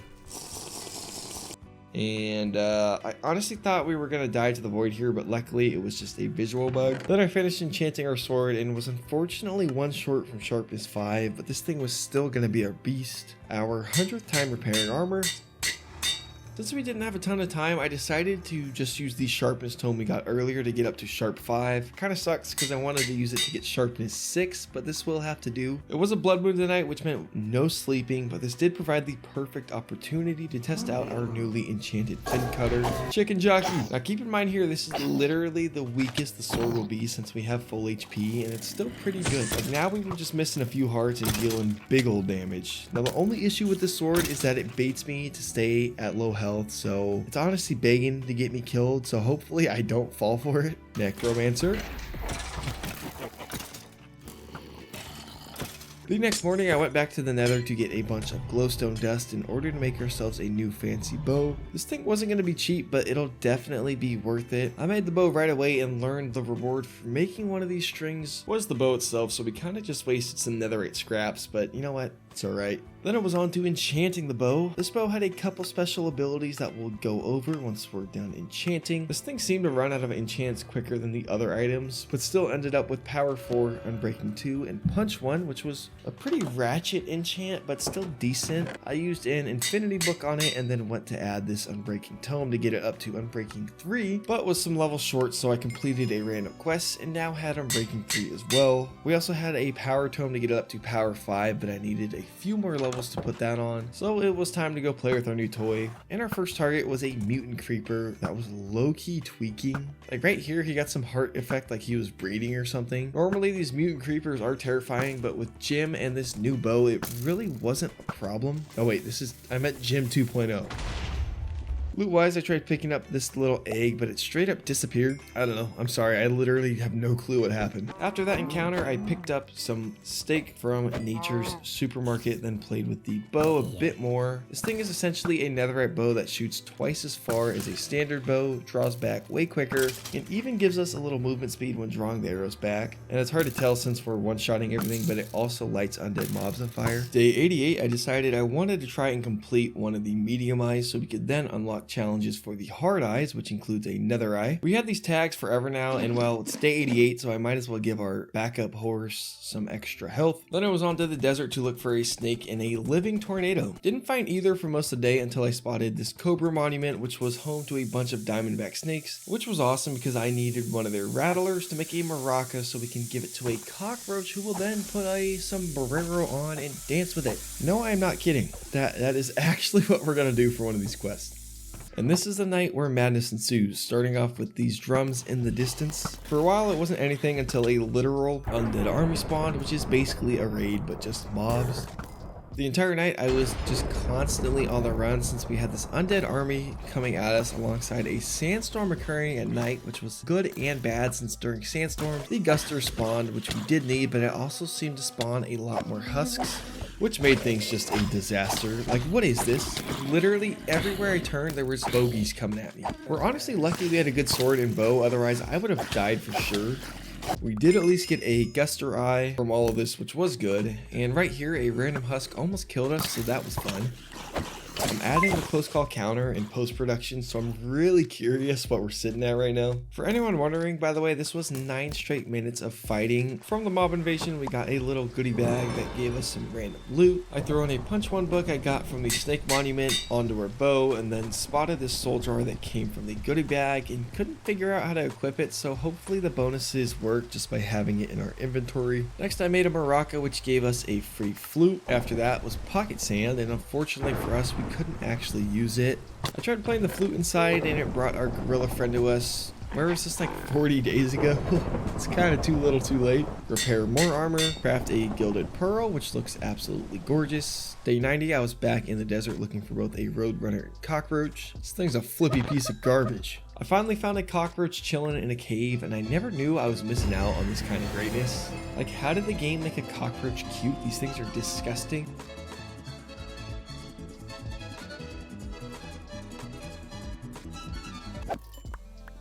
After killing the cockroach, he dropped a sombrero for us, which, I mean, dude, we look so good in this. Oh my goodness. When traveling back to a Waystone, I found a bunch of XP left over from our mob party the night before, and also found another necromancer who still had a staff I needed for a different eye in the future if we end up coming back to this mod pack. Also, if you're wondering why we're so fast on the sand, we got Roadrunner boots as a reward from the Roadrunner West, which makes us faster on sand. Our next task was to make a tropical stew which needed onions, rice, and crab. My first target was onions since I figured they would be the easiest to find since I for sure had seen them multiple times throughout the playthrough. While riding through our neighboring forest, I spotted Jim just chilling alone and instantly hopped on and made him my personal horse, which was an awesome surprise. I didn't want Jim to be jealous of our other horses, so I made a tag when I got home and started enchanting it. Then it was on to looking for some wild onion and rice. And I kid you not, the next 6 days, I tried finding a wild onion and literally I never found it. I tried looking in plains biomes, rainforests, beaches, and even found this massive floating island during our search for our onion.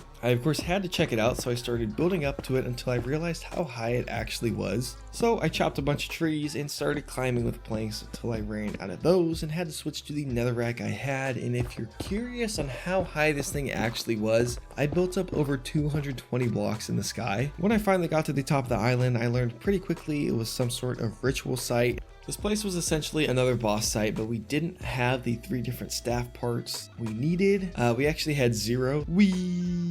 During our onion exploration, I found a beachfront village, which while it was pretty, didn't have what we needed. I even tried testing a couple different farmer trades, but had no luck. Day 95, I was at an acacia village, which had some random farms, but of course, none of them contained either onions or rice. And I even tried a couple shipwrecks and still had no luck.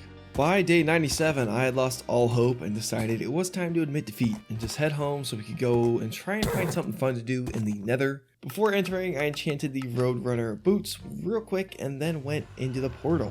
And here were the nether highlights. Satisfying mining. I learned I could ride Jim in the nether, but quickly boxed him up since, I didn't want him to fall in lava on accident. Nether fortress, which really didn't have much for us. And yeah, that was kind of it.